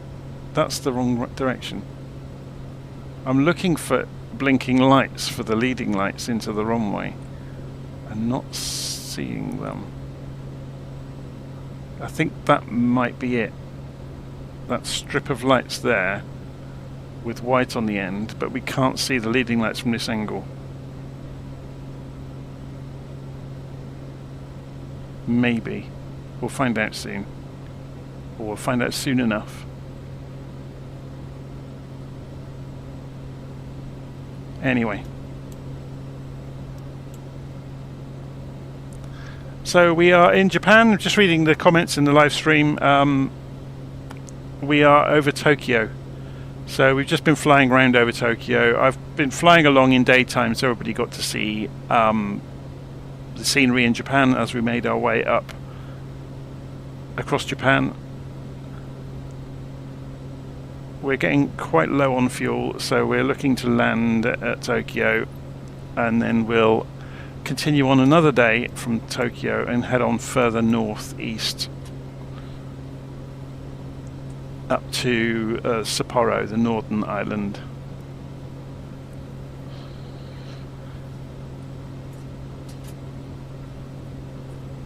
So we're looking for the CDI to turn round, which it should do fairly soon. Oh look, the wind is slowly blowing us because we put the weather back on. That crosswind of 6 knots is pushing us away from that 50-degree track. It's actually working in our favour because it's giving ourselves more and more turning room to come into the ILS. So what we could do, if you think about it, we could do a reciprocal and then come in at an angle. So if we go, we can see this on the CDI now and the HSI. It's showing us the reciprocal angle because it's obviously the opposite of the runway direction. So we can use this, and then we can use the distance. Oh, we haven't got DME, which is interesting. Maybe it doesn't have DME. but it has got a glide slope, so we can use that for distance measurement. So when that's in the middle, we're probably at 8 miles out. At 2,500 feet above sea level, on a 3-degree glide slope, 8 miles is going to be glide slope height.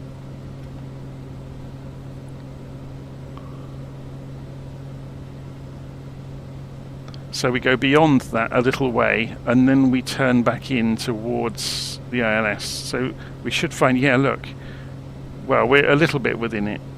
So that probably means that the airfield's not at 0 feet. Yeah, it's 100 feet altitude. Look, oh no, so it's 150 foot wide. Where's the altitude?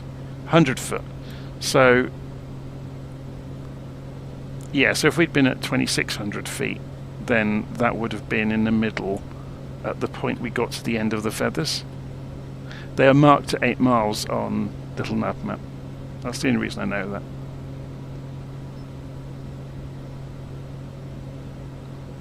So we're going out beyond, so we're waiting just a bit further,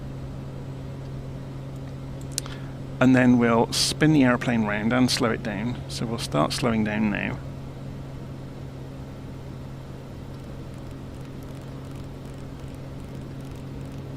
So let the aeroplane turn round to about 150 degrees maybe, to give ourselves an intercept angle on the ILS. It does have approach mode, so it should be able to pick up. You can see the CDI is starting to move. Is it starting to move, or is that me? That's me imagining it.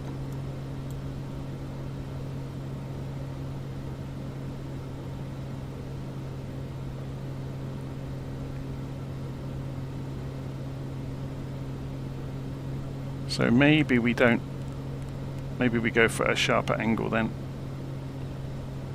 I'm just looking at where the airport is on here, so if we zoom in, where are we?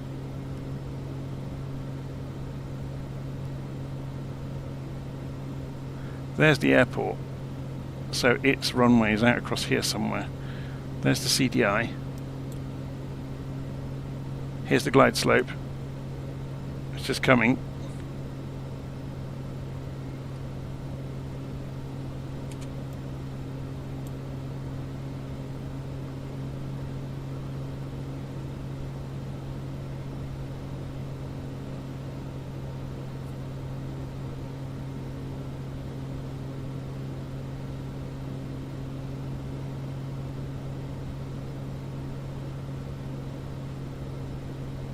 No, just not all ILSs have distance measuring equipment.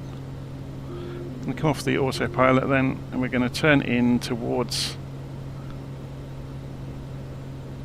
the course now, and there's the runway. Slightly off to the right, turned a little bit too sharply, and we can just follow the glide slope in. So glide slope markers here. There's the localizer. Let's go and get ourselves on the middle. We were almost on the middle anyway. There's a bit of a crosswind, but not much. So gear down.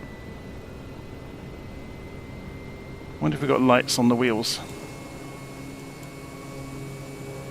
Think we might have.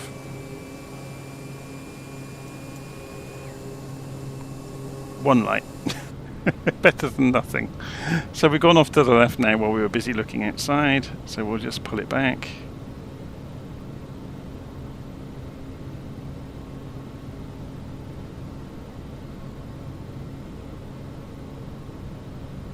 Off to the right.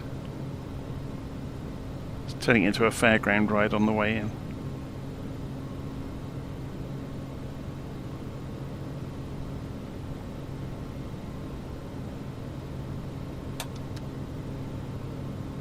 Start deploying flaps.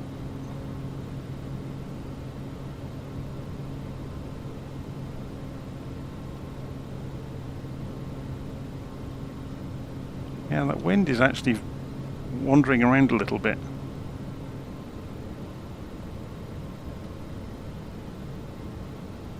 So should we go to head tracking now, so we can actually move around, and makes it a bit easier to look out at the city as we come in. We have got landing lights on, haven't we? Yeah. We haven't got the taxi lights on yet, though.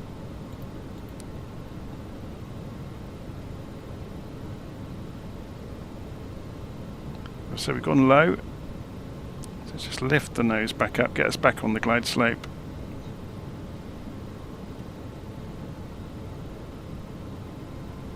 So will the glide slope agree with, it looks like they've got VASI lights installed. You can see this little block of lights down here. Should get one red and one white, but often they're so close together you can't really resolve them until you're almost on top of them. Yeah, we've got one red and one white. You can just about see that. The wind has kicked up again and pushed us to one side.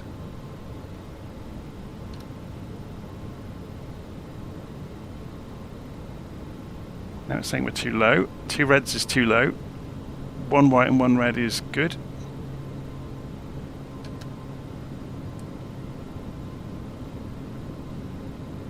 We're at full flaps now. So I think we can get away with landing at about 75 knots as we rotate, or as we flare. So the landing lights should kick in.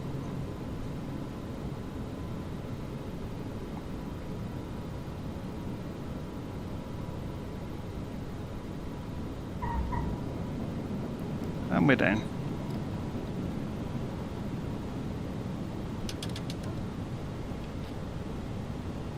So we just need to figure out where the buildings are. Didn't look at an airport diagram when we came in.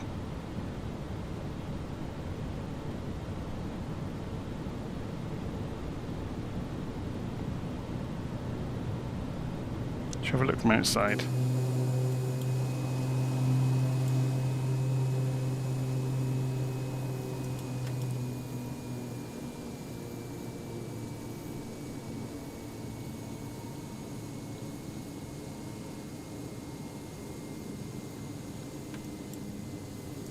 Ah, there's the buildings over there.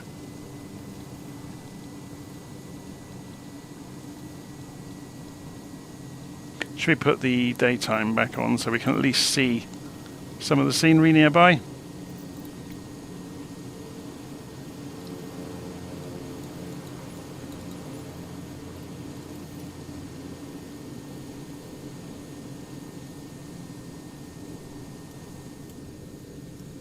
But maybe that's not a parking area then. Maybe it's way further up and there aren't any buildings modelled here. Okay, that's fine. So the landing lights can go off. Taxi light can stay on.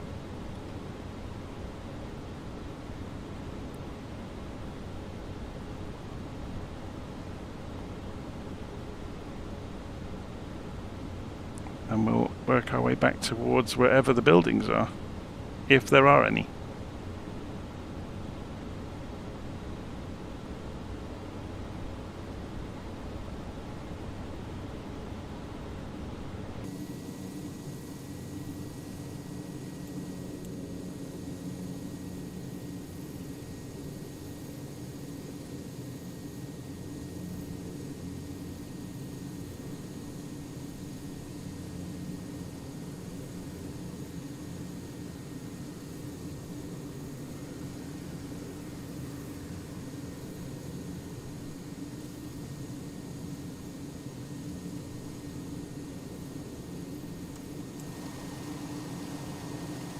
Yeah, there's a few AI built buildings, but obviously it's not accurate.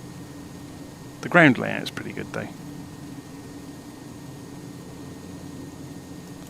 So should we go and park where the people have been waiting on the concrete for hours on end for somebody to land here, please?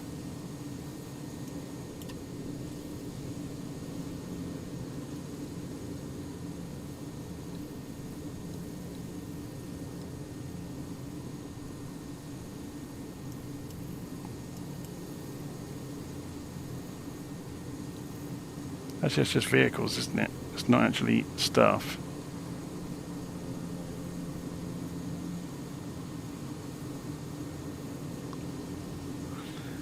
So we should have put the strobes off.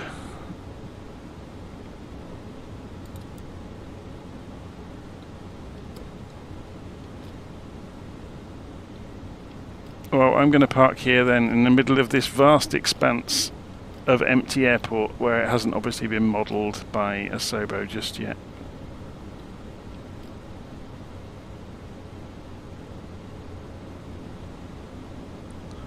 Okay, so parking brake on. Shut the engine down.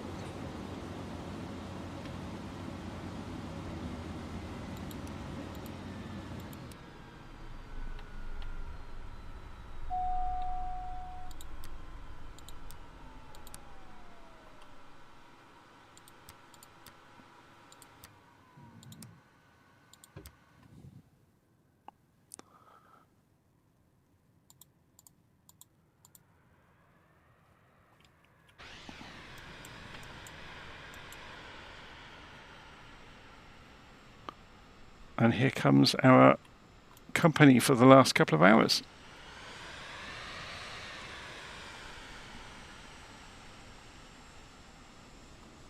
Sit and watch them roll in before we end the live stream.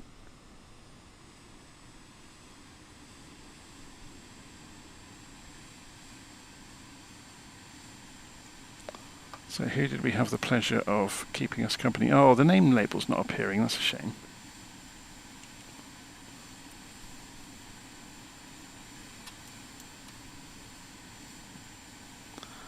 Okay, so I'm going to leave it there. Hopefully you enjoyed that. The next leg of the round the world trip when I get around to it. So you can see here's what we were doing. Look, we flew in, we flew reciprocal, then we flew an intercept for the ILS. Then I took over manually, and you can see it all gets a bit wiggly when I went manual. Anyway, next time we will be flying from Tokyo up through the north of Japan. So we're going across Sapporo, but we'll be heading out towards this direction. So we'll land at Nakashibetsu, I imagine, or Mamambetsu, not quite sure which yet. And then from there, we will jump across in one big go to PASY. And I covered the reasons for this on a recent flight, so I'm not going to go back over it, but we're not going to be landing in Russia, just to avoid those conversations. So we'll go straight to PASY in one leg. So 1,200 miles, so I'll probably do it in an airliner. How long's the runway here?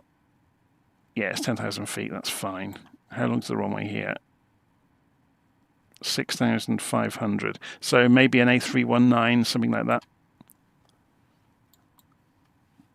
Something that's fairly, good for a short takeoff, or a 737-600 maybe. We'll have a look. And jump across to Alaska, or to the Alaskan islands, and then it'll be an island hopping trip to get over to mainland Alaska, and then we can work our way down through Canada, North America, over towards Newfoundland, Nova Scotia first, then Newfoundland, Greenland, Iceland, and then back to the UK.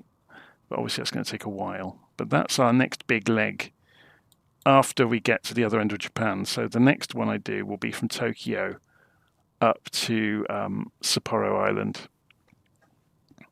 And we'll see how we get on. Or Hokkaido, sorry, not Sapporo. I keep calling it the name of the city. It's not, it's Hokkaido, isn't it? Yes, anyway, see you all again soon. Thank you for watching and following along.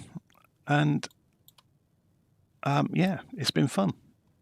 Take care.